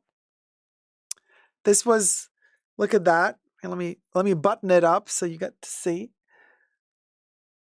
And then it also has the back. Cute.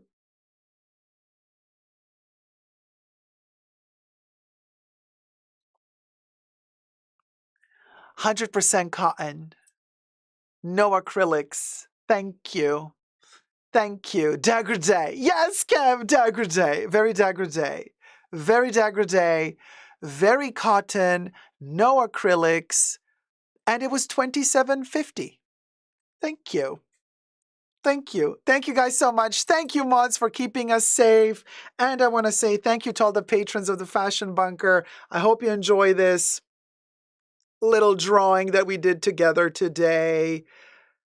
Until next time, never give up on love. Thank you, mods, for keeping us Special safe. thanks to the mods in the Fashion Bunker.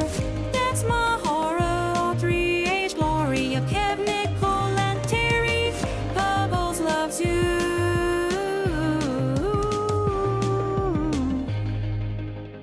Magic, magic, magical potion.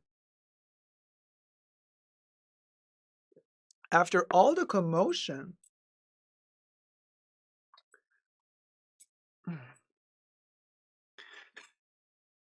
I'm like the pharaoh.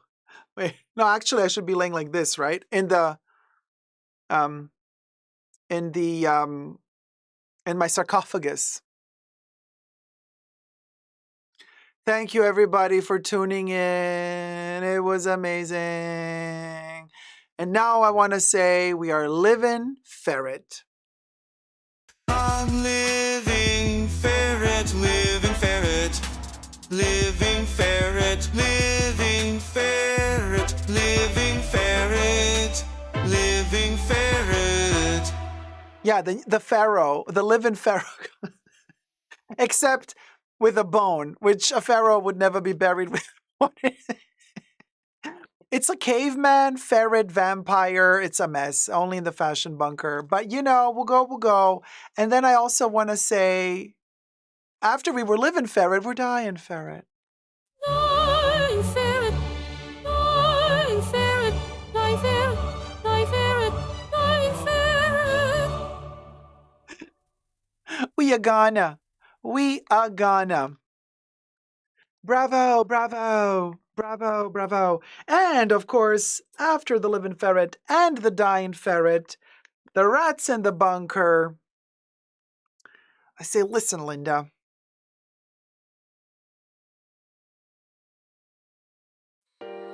Listen, Linda. Listen, Linda. Listen, Linda. Here you go. Now, the next one is Bugo Bugo. And Bubbles, you should dance for us, Bubbles. You tell him, Bubbles. Bugo, bugo, bugo, bugo, bugo. Bugo, bugo, bugo, bugo, bugo. Bugo, bugo, bugo, bugo, bugo, bugo. Bugo, bugo, bugo, bugo, bugo, bugo, bugo. Yeah, baby. I mean, Bubbles. Listen, she is iconic. She is the legend. She is the moment. She's lost in the moment. She probably already forgot the moment because, well, there's not much brain in there. But that's Bubbles for you. That's Bubbles for you. What is missing? We're our best. I am obsessed. I am obsessed. I am obsessed. Oh. Halloween, baby. We got the boo buckets. I hope nobody got food poisoning from McDonald's because, oh my gosh, they just reported about people getting E. coli bacteria. So I guess I got lucky with my boo bucket hunting. Shout out to everyone who survived McDonald's. Shoot to everyone who survived McDonald's, including Baby Yoda. Baby Yoda is one of the survivors of McDonald's onions. Cha. Ciao, ciao, ciao, ciao. Ciao, ciao, ciao, ciao. Ciao, ciao, ciao, ciao.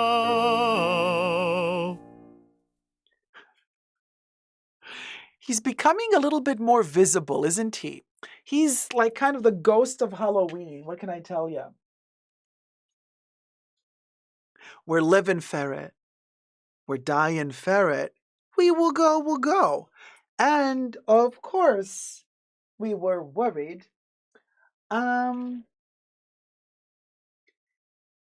my magic crystal ball, boop, magical ball, the problems and the toil. What do we see in our future? I think I see butter. and also a Halloween party. So, I guess we can call it. I guess we can say live stream on Thursday, Halloween party. Everybody calls in and let's see what the future brings. My crystal ball has a few ideas.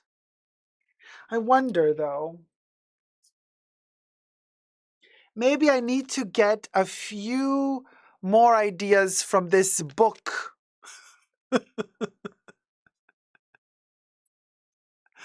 The book of the Ouija board, calling the dead.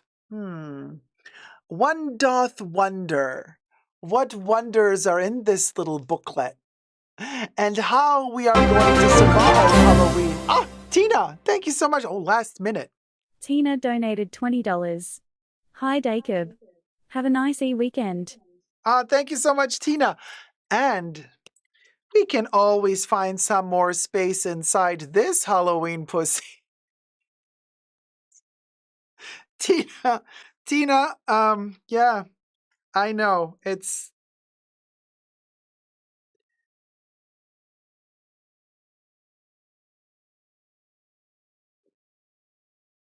And for Tina, I want to say, gosh,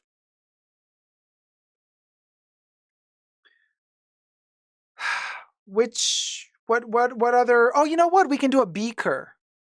No, let's do an eyeball. That's, a popped eyeball, very zombie, very Halloween.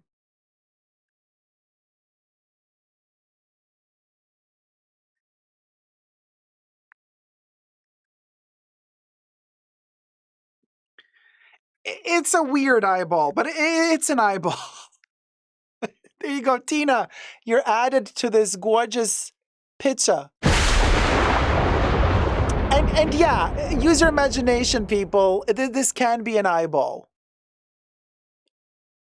It's an eyeball. If you really, if you really look closely, it's an eyeball. There you go. Thank you, everybody, for joining this fabulous little creation of the Halloween pussy.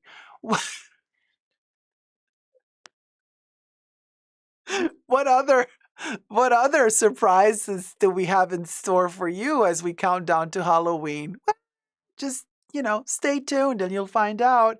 See you in the next live stream, everybody. Thank you so much for all the love and, time spent together. I don't take it for granted that, we spend time together. It's time is precious. What can I tell you? One of the biggest luxuries we got is time. Had a wonderful time, says Terry. Everyone have a great weekend. See everyone soon. Have a spooky weekend, says Kev. Happy weekend, you guys, says Polly. Sibila Delfos says, thank you, Dacob, for another great night. Thank you, guys.